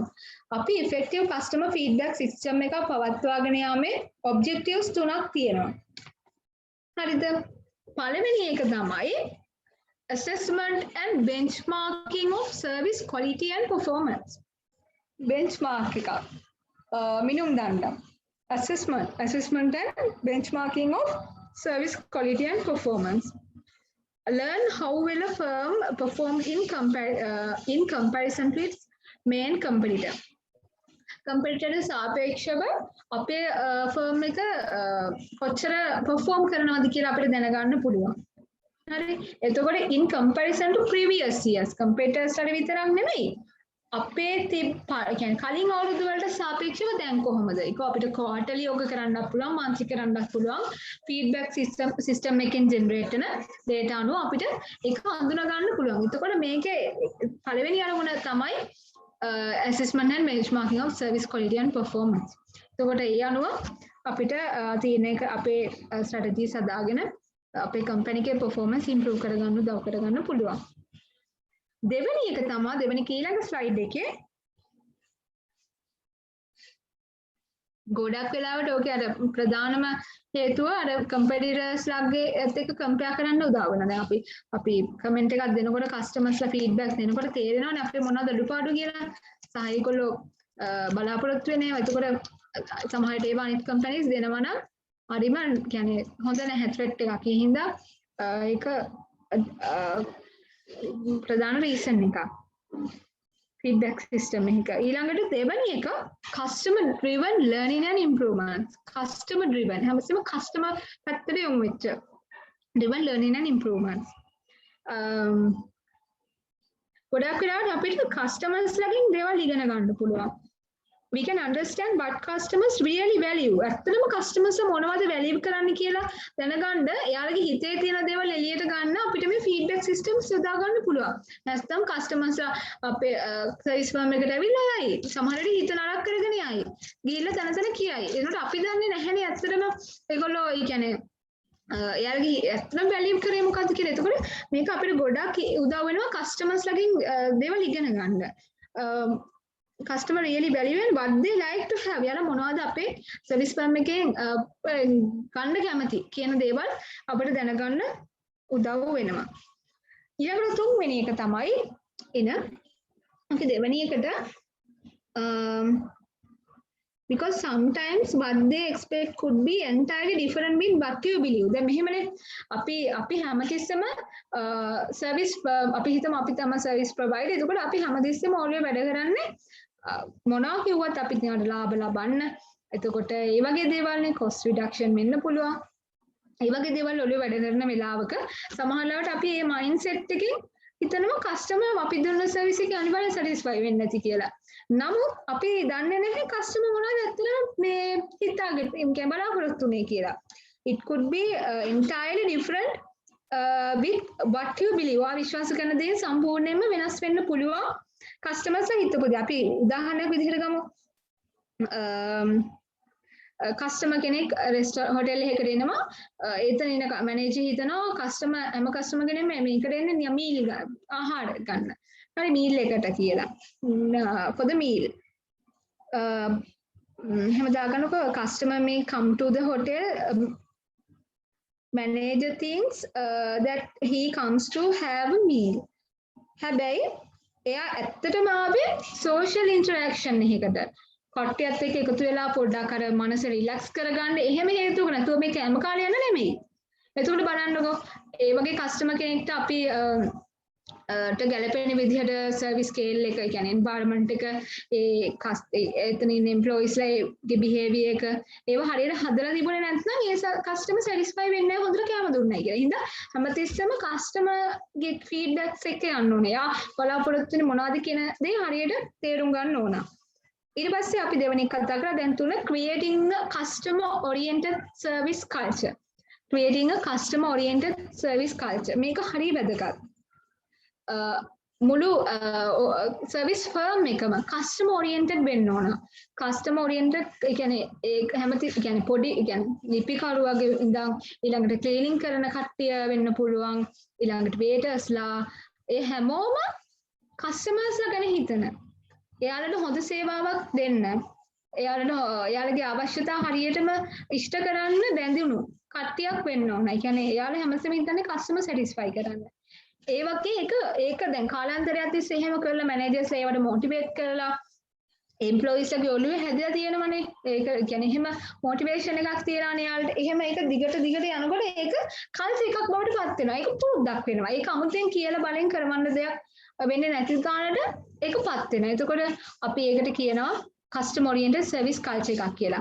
මේක හදාගන්න අපිට මේ ෆීඩ්බැක් සහ ෆීඩ්බැක් සිස්ටම් එක ගොඩක් උදව් වෙනවා. කස්ටමර්ස්ලා තේරුම් අරගෙන ඒ විදිහට කල්චර් එක හදාගන්න. එතකොට ඔය කස්ටමර් ඔරියන්ටඩ් සර්විස් කල්චර් එකත් එක්කම කස්ටමර් ඔරියන්ටේෂන් කියන එක යනවා. කස්ටමර් ඔරියන්ටඩ් සර්විස් කල්චර් එකේ කස්ටමර් සර්විස් ඔරියන්ටේෂන් එක හොඳ මතක තියාගන්න. කස්ටමර් ඔරියන්ටඩ් සර්විස් කල්චර් එක සහ සර්විස් ඔරියන්ටේෂන් එක. ඒ දෙකේ වෙනස වෙන්නේ සර්විස් ඔරියන්ටේෂන් එකේදී කස්ටමර් ගැන හිතනවා වගේම අනිත් හැම දෙයක් ගැනමත් හිතන. ඒ කියන්නේ ඒගොල්ලෝ එතකොට ප්‍රොෆිට්ස් ගන්න වගේම ඒක ඇතුළේ එම්ප්ලොයිස්ලාව සැටිස්ෆයි කරන හැමදේම. හරි එතකොට කවඩි අර මම පොඩි ඩොකියුමන්ට් එකක් දුන්නා නේද? ඩොකියුමන්ට් එකක් කියන්නේ මම අතින් දීපු පිළි දෙක. ඒක පොඩ්ඩක් ෂෙයා කරමුද? හරි විශාල ඉන්නවා ෂෙයා කරන්න.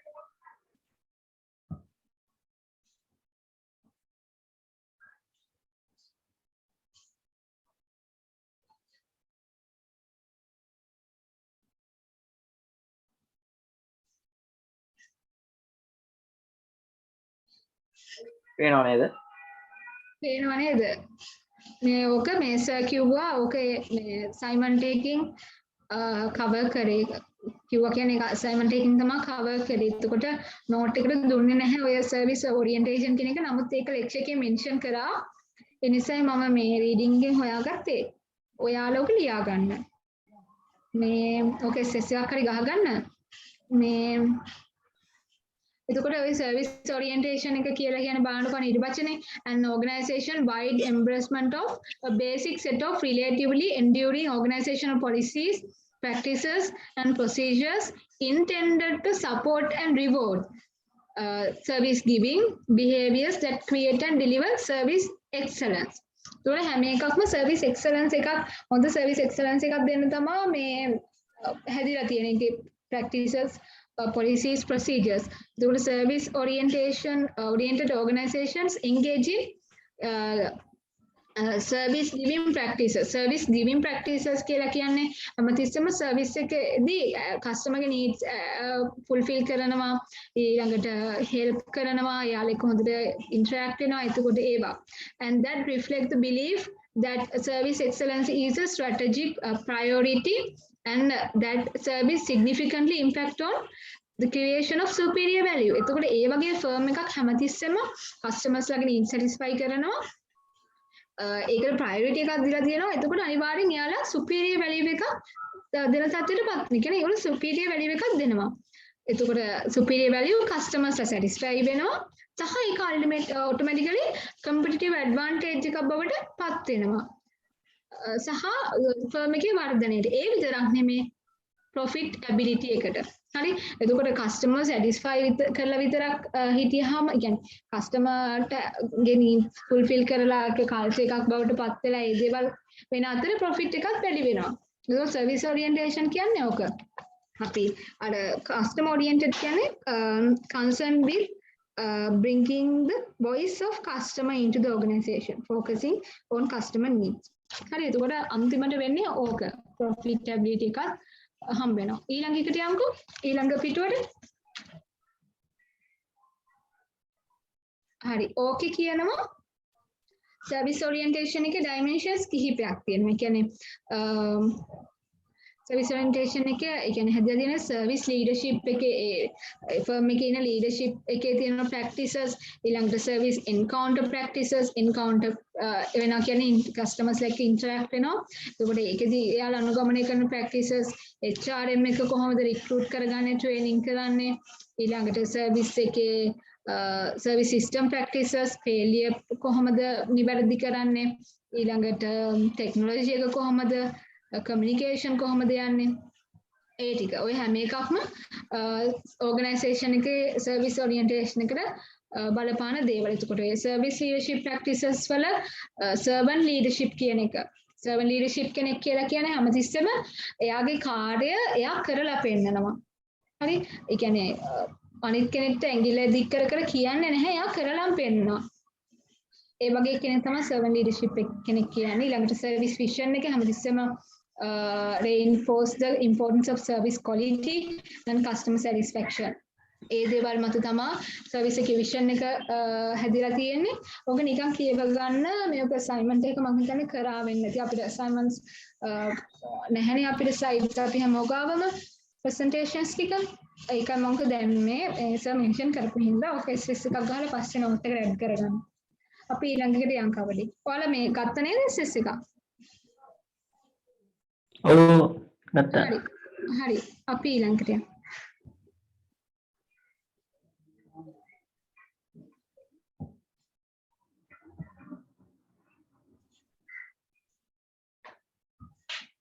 හරි. ඊළඟට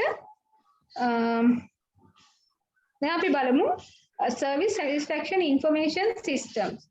සර්විස් එකේ satisfaction එක බලන්න අපිට පුළුවන් information systems පාවිච්චි කරන්න. කීපයක් තියෙනවා අපි බලන් යන්න ටක් ගාලා. පළවෙනි එක unsolicited customer feedback. Unsolicited customer feedback. Customer complaints ඒ වගේම suggestions. මේක unsolicited කියලා කියපුවාම ඒක නිකන් හරියට අපි කම්පැනි එකකින් කියන්නේ නැහැ. customers ලා willingly තමයි කැමැත්තෙන්ම තමයි feedbacks දෙන්නේ. ඒකයි unsolicited කියලා කියන්නේ. Without the request of the company, customers willingly give feedbacks. හරි කැමැත්තෙන්ම කියනවා. හරිම එතකොට genuinely originated feedback තමයි හම්බෙන්නේ. ඊළඟට online reviews and discussions ඉස්සරහට කතා කරනවා. දැන් මම කියන්නේ නිකන් points විදිහට කියයන්නේ. ඊළඟට surveys ඉස්සරහට කරනවා. ඊළඟට in-depth interviews කියලා කියන්නේ අර interview කරන ක්‍රමයක්ම තමයි නිකන් අර ගැඹුරු ප්‍රශ්න අහලා එහෙම. ඊළඟට focus group discussion එකක් කියලා කියන්නේ organized by key customer segments. දැන් අපි customers ලාව target කරලා ඉන්නවනේ. එතකොට ඒ වයින් key customer segments අරගෙන or user groups to drill down on need of these users. එයාලගේ ඇත්තම අවශ්‍යතාවය මොකක්ද කියලා ඒ වගේ focus group එකක් තෝරගෙන එයාලගෙන් අහලා දැනගන්න. හරි? එතකොට ඒක අර කලින් වගේ unsolicited නෑ. solicited අපි ගිහින් අහනවනේ. හරි එතකොට එහෙමයි ඒක වෙන්නේ. ඊළඟට lost customer analysis එකක් කියලා කියන්නේ examining why particular customers have stopped buying company service product. අපේ කම්පැනි එක දාලා ගියපු කස්ටමර්ස් ඉන්නවනේ අපිට නැති වෙච්ච අය. අතර ඒගොල්ලන්ගෙන් අහනවා ඒ මොකක්ද කියන්නේ අපේ ප්‍රොඩක්ට් එක අපේ සර්විස් ප්‍රොඩක්ට් එක ගන්න නැති වෙන්න හේතුනේ මොකක්ද කියලා. ඊළඟට මිස්ට්‍රි shopping කියන එක අර ghost shopping වගේ තමයි නේ ටිකක් අපි කලින් සෙම්බල කතා කරේ. එතකොට use mystery shoppers to determine whether frontline staff display desired behavior. reading material එකේ තිබ්බ එහෙම කියන්නේ ඔයාලා දැනගන්නවා මේ අපේ service firm එකේ frontline employees ලා කොහොමද එයාලා කතා බහ කරේ එයාලගේ behavior එක කොහොමද සහ ඒකට එයාලා measure කරගන්න පුළුවන් අපි කියපු විදිහට desired level එකට එයාලගේ behavior තිබ්බද කියලා ඒ දේවල් දැනගන්න පුළුවන්. මතකනේ අපි කලින් පාඩමේ අර කතා කරපු එක මොකද හැම එම්ප්ලොයි කෙනෙක්ටම ස්ක්‍රිප්ට් එකක් තියෙනවා perform කරන රෝල් එකක් තියෙනවා කියලා. ඒකට ඒවා හරියට වෙනවද කියලා දැනගන්න පුළුවන්. critical incident techniques ඒක නම් කතා කරන්නේ කියන්නේ එක එක ටෙක්නික්ස් තව ගන්න පුළුවන් එක එක අවස්ථාවත් එක්ක ඉන්සිඩන්ට් එක්ක ගන්න පුළුවන් එක ටෙක්නික්ස් තියෙන්න පුළුවන් ඒවා ෆර්ම් එකකින් ෆර්ම් එකට වෙනස් වෙනවා අවස්ථාවට වෙනස් වෙනවා. Then okay, mainly අපි කතා කරන්නේ තුනයි unsolicited customer feedbacks, online reviews and discussions and surveys. හරි අපි එකටම බලමු unsolicited customer feedbacks මොනවද කියලා. මේකේ බලන්න complaints and compliments are a source of details feedback on what makes customers unhappy and what delights them. අපි ගොඩාක් සතුටු වුණාමත් ගිහිලා feedback එකක් දෙනවා. හරි එහෙම නැත්නම් unhappy වෙලාවක එයාලට complain කරලා මොන හරි comment එකක් දානවා. අපිට කියලා නෙමෙයිනේ අපි කැමැත්තෙන්ම කරන්නේ. එතකොට ඒක තමයි මේකේ විශේෂත්වය. එතකොට detail customer complaint දැන් අපි විස්තරයක් එක්කනේ ගොඩාක් සතුටුනහම ගොඩාක් ලොකු ඡේදයක් කියලා දානවනේ. Letters, recorded telephone conversations and direct feedback from employees are also excellent tools to communicating internally what customers want. එතකොට මේක අපිට කරන්න පුළුවන් letters අපිට අර letters හරහා අපිට ගන්න කියන්නේ යාලා දෙනවා වෙන්න පුළුවන්. ඊළඟට අපි ටෙලිෆෝන් කන්වර්සේෂන් රෙකෝඩ් කරනවා වෙන්න පුළුවන්. ඒ හරහාත් අපිට ගන්න පුළුවන්. අපි කියන්නේ නැහැ. නමුත් රෙකෝඩ් කරපුවාම ඒ වයින් ගන්න පුළුවන්. වෙබ්සයිට් වල කෙලින්ම අර ෆීඩ්බැක් දාන්න පුළුවන් ඔප්ෂන් එක දුන්නාම එතනිනුත් ගන්න පුළුවන්. ඒ හැම එකක්ම අපි ඉන්ටර්නලි අපේ ස්ටාෆ් එකට කමියුනිකේට් කරලා තිබ්බහම ලෙහෙසි. මොකද එතකොට ඒගොල්ලෝ දන්නවා මොකද කස්ටමර්ට ඇත්තටම ඕන මොන වගේ දේවලින් වලින්ද එයා unhappy වෙන්නේ කියලා. ඒ වගේම for complaints, suggestions and inquiries to be useful as research input. ඒක මේ අත්‍තරම අපි දන්නවා රිසර්ච් එකක් කරනකොට ඔය suggestions, complaints වගේ දේවල් input එකක්. They have to be funneled into a central collection point, logged, categorized and analyzed. දැන් අපි හිතමුකෝ අපි ලංකාව ගුණාම ව්‍යාප්ත වෙච්ච මොකක් හරි සර්විස් ෆර්ම් එකක් කියලා. එතකොට ඒකෙදි අපිට හම්බෙන customer suggestions, complaints, inquiries හැම එකක්ම මොකක් හරි ස්ටෑන්ඩඩයිස් විදිහකට ඒවා කලෙක්ට් කරලා හබ් එකක් හදා ගන්න ඕනේ. එහෙම නැති වුණොත් ඒවා තැන් තැන්වල තියෙන්න උනත් කියන්නේ තැන් තැන්වල තිබ්බොත් ඒවයින් තීරණ ගන්න අමාරුයි. සහ ඒවා මොකක් හරි පහසු විදිහකට කැටගරයිස් කරන්න ඕනේ. මේ ගෲප් මේ ප්‍රශ්නේ ඇඩ්‍රස් කරේ කට්ටිය මේ ඉන්නේ. ඒතකොට ඒගොල්ලන්ට තියෙන ප්‍රශ්නේ මොකද්ද? හරි ඒ වගේ මොකක් හරි හොඳ කැටගරයිසේෂන් එකකට ගිහිල්ලා අපි ඇනලයිස් කරලා බලන්න ඕන. එතකොට මේකේ තව කියනවා මේක මම අමතරව ලියාගත්ත එකක්. මේ කස්ටමර්ස් ලගෙන් එන කම්ප්ලේන්ට්ස් හැමතිස්සෙම අපි ඒක ත්‍රෙඩ් එකක් විදිහට සලකන්න හොඳ නැහැ. හරි එතකොට මොකද අපි හැම දෙයක්ම වැරදිනේ ඉගෙන ගන්න. එතකොට ඒක ඔපචුනිටි එකක් විදිහට හදා ගන්න ඕනේ ඉදිරියට ඒ වගේ වැඩ ඒක ආපහු සිද්ධ නොවෙන්න.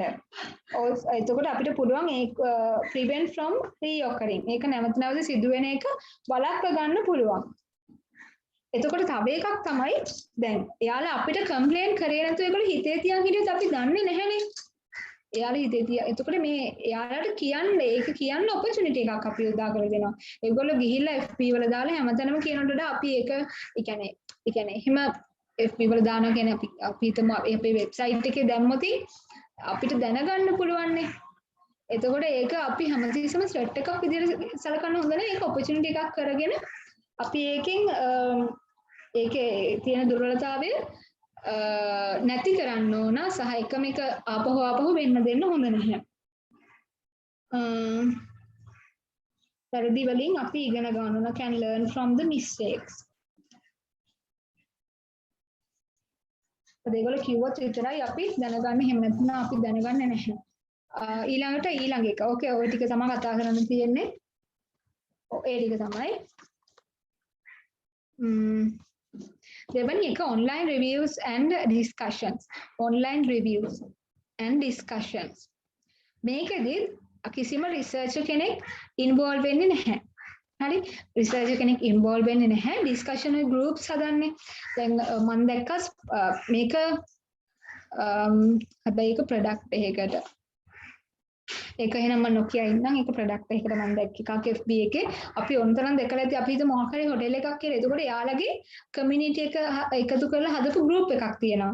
එතකොට ඒ ගෲප් එකේ කතා කරනවා ඔයාලා මේවට කැමතිද? එතකොට මේකේ මේ ප්‍රොඩක්ට් මේ සර්විස් එක ඔයා යූස් කරලා තියෙනවද? එතකොට ඒකේ ඒ කියන්නේ ඒක නිකන් ඒක අපිට ෆ්‍රීලි chat කරන්න පුළුවන්. ඒකේ මෙහෙම ප්‍රශ්න එහෙම රිසර්චර් කෙනෙක් ඉන්නවා කියලා එහෙම පේන්නේ නැහැ. හරි එතකොට මේ තියෙන user generated content and data increasingly provided rich insights into quality perceptions of a firm. හරි එතකොට user generated නේ ඒ නිසා quality perception එකක් ගන්න පුළුවන් firm එක ගැන.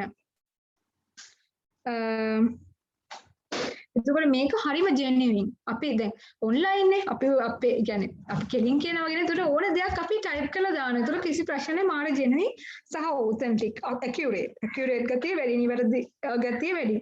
Therefore other customers can rely on that. දැන් වෙන customer කෙනෙක් දැන් හොඳම උදාහරණයක් අපි බලමු FB page එකක් අරගෙන මොකක් හරි service එක hotel එක FB page එක. එතකොට ඒකේ reviews බලලා අපිට පුළුවන් තීරණය කරන්න මේ hotel එකට යනවාද කියලා.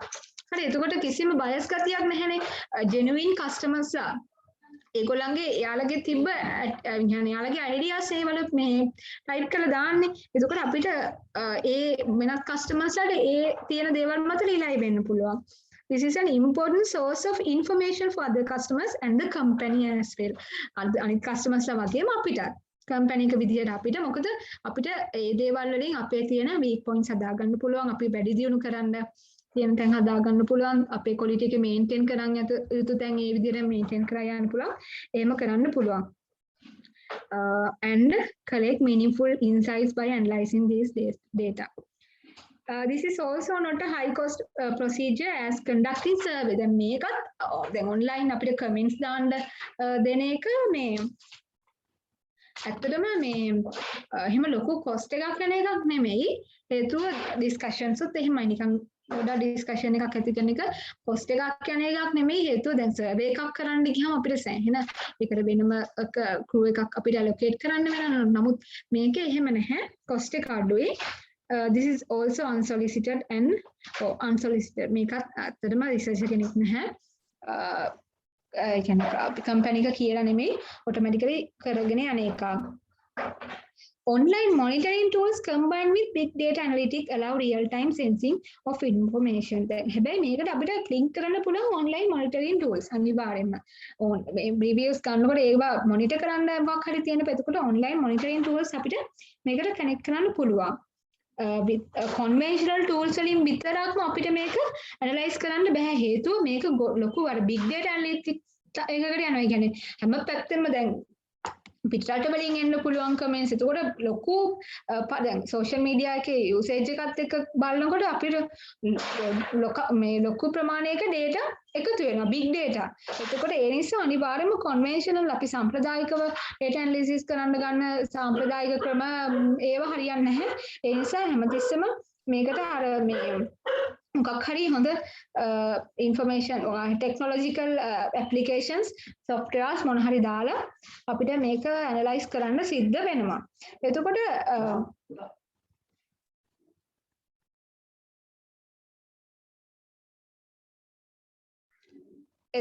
මේකේ තව concept එකක් lecture එකේ සර් කතා කරා.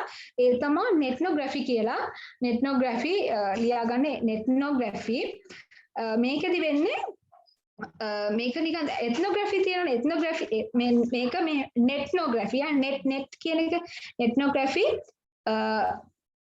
ඒක කියන්න කලින් මම ethnography කියන එක කියලා කියන්නම්. ඒක social research එකක් that the researcher engage in a particular society. මොකක් හරි society එකකට එයා යනවා. හරිද? එයා ගිහිල්ලා එයා ඒ society එකේ member කෙනෙක් විදිහට පෙනී සිටිනවා. physically හිතන්නකො මොකක් හරි හිඟන්නෝ කියලා හිතන්නකො. because හිඟන කට්ටිය. එතකොට ඒ කෙනෙක් වගේ වෙස් බලාගෙන ගිහිල්ලා එයා එතන එයාලෙක් engage වෙලා බලනවා. එයාලගේ behavior එක observe කරන්නේ මේ විදිහට. වෙනම පිටස්තර රිසර්ච් කෙනෙක් වගේ නිකන් ටයිකෝට් ඇඳලා ගිහිල්ලා ප්‍රශ්න අහන්නේ නැහැ. අර ඒ එතන ඒ group එකේ member කෙනෙක් බවට පත් වෙලා රිසර්ච් so එයාලගේ behavior එක observe කරනවා ඒ ethnography. ඕක ඔය කරන process එකම online platform එකේ කරනකොට අපි කියනවා nethnography කියලා. හරි? If we do the same thing in online platform, it is called as ethnography. Without revealing that you are the researcher. ඔයා researcher කියලා හිතන්නේ නැහැ. දැන් මෙහෙම හිතන්නකෝ. අපි discussion group එකක් හදනවා. හදන්නේ දැන් හිතනවා අපි හිතමු මොකක්ද හොටෙල් එකක් දාලා හොටෙල් එකේ නම දාලා කණ්ඩලම හොටෙල් ලවර්ස් කියලා දාලා හෙරිටන්සේ මට මතක නැහැ හෙරිටන්සේ හෙරිටේජ් මන්දා ඒ හොටෙල් එකේ නම දාලා එතකොට ඒකේ ලවර්ස් කියලා දාලා ගෲප් ඩිස්කෂන් ගෲප් එකක් හදනවා. නමුත් දැන් ඔයා ඒ ගෲප් එකේ ඉන්නවා හැබැයි ඔයා රිසර්චර් කෙනෙක් කියලා රිවීල් කරන්නේ නැහැ. ඔයා එතන නිකන් අර කතා බහ ඇති කරනවා. එතකොට කස්ටමර් කට්ටිය ඇවිල්ලා ක්ලයන්ට්ස් ඇවිල්ලා එකේ කමෙන්ට් කරනවා මිනිස්සු එන්ගේජ් වෙනවා. එයාලගේ ප්‍රශ්න කියනවා එයාලා එක්ස්පීරියන්ස් ෂෙයා කරගන්නවා එහෙම. හරිද? එතකොට ඒකට අපි කියන්නේ ethnography කියලා. ඒක ඔය ඩිස්කෂන් එකම තමයි ඔන්ලයින් ප්ලැට්ෆෝම් එකේ කරනකොට ඒ වචනයක් මේ එක්ස්ප්ලেইন කරේ. ඒක ඉවරයි. අපි තුන්වෙනි එකට යමු.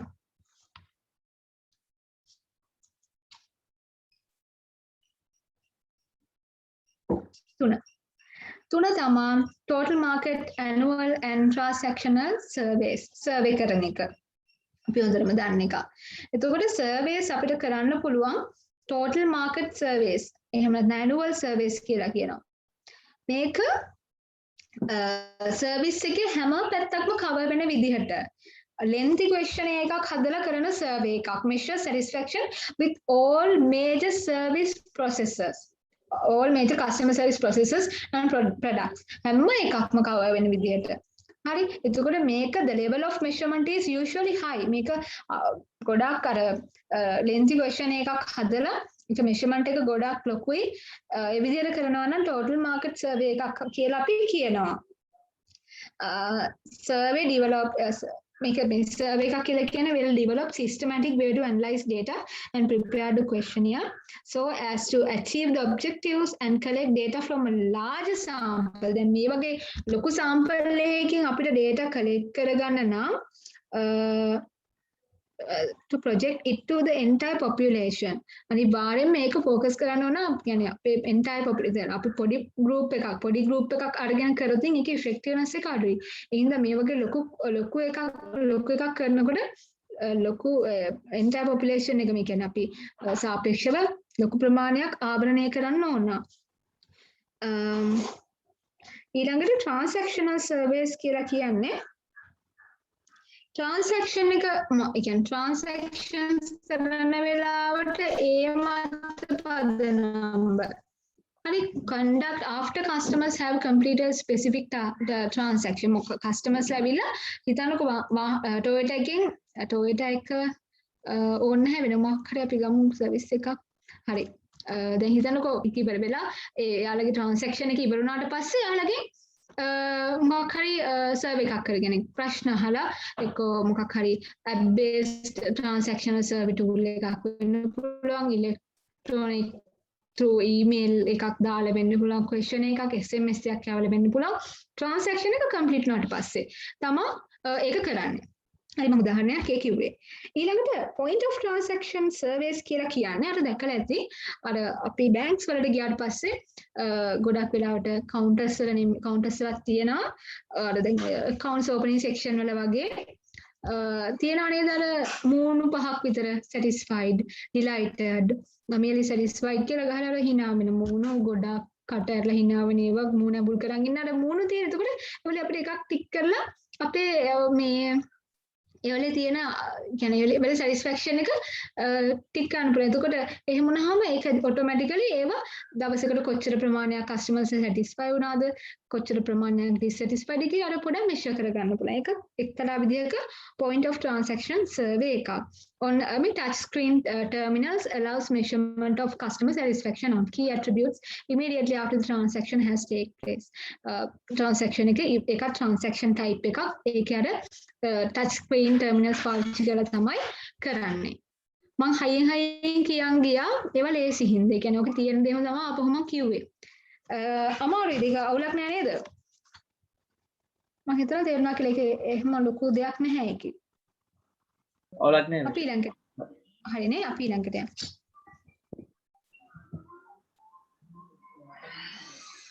හරි. මේකේ කියන්නේ scatter diagrams showing correlations between drivers and the impact of each driver on overall satisfaction. හරි ඒ කියන්නේ overall satisfaction එකට එක එක drivers කොහොමද impact උනේ කියලා.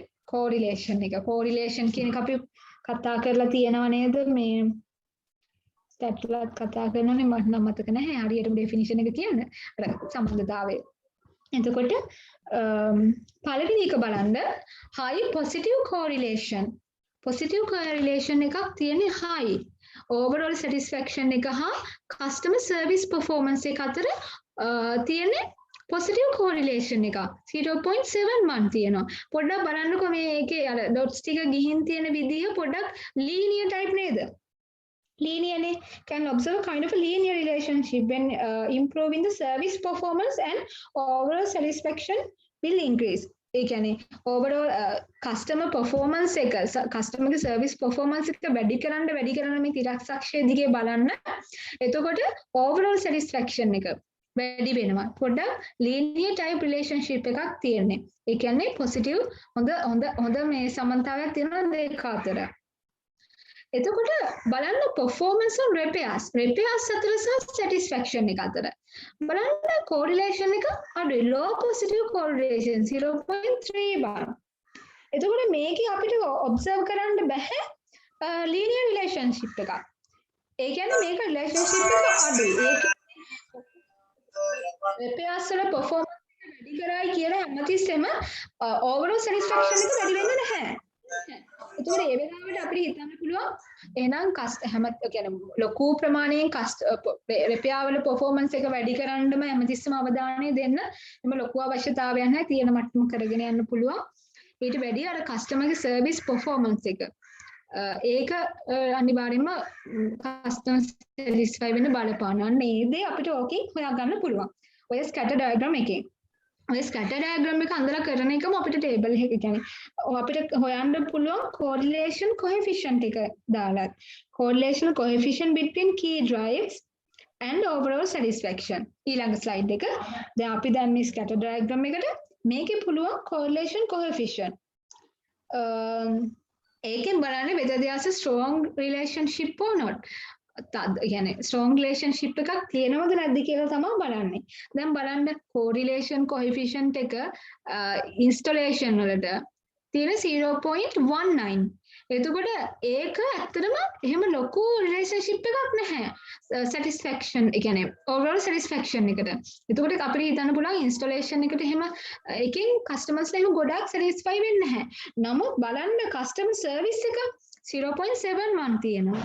එතකොට අපිට තේරුම් ගන්න පුළුවන් customers ලා ගොඩක් satisfy වෙනවා customer service එකෙන්.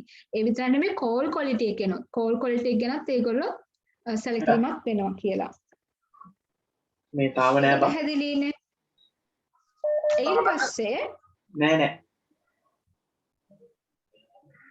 ඊළඟ එක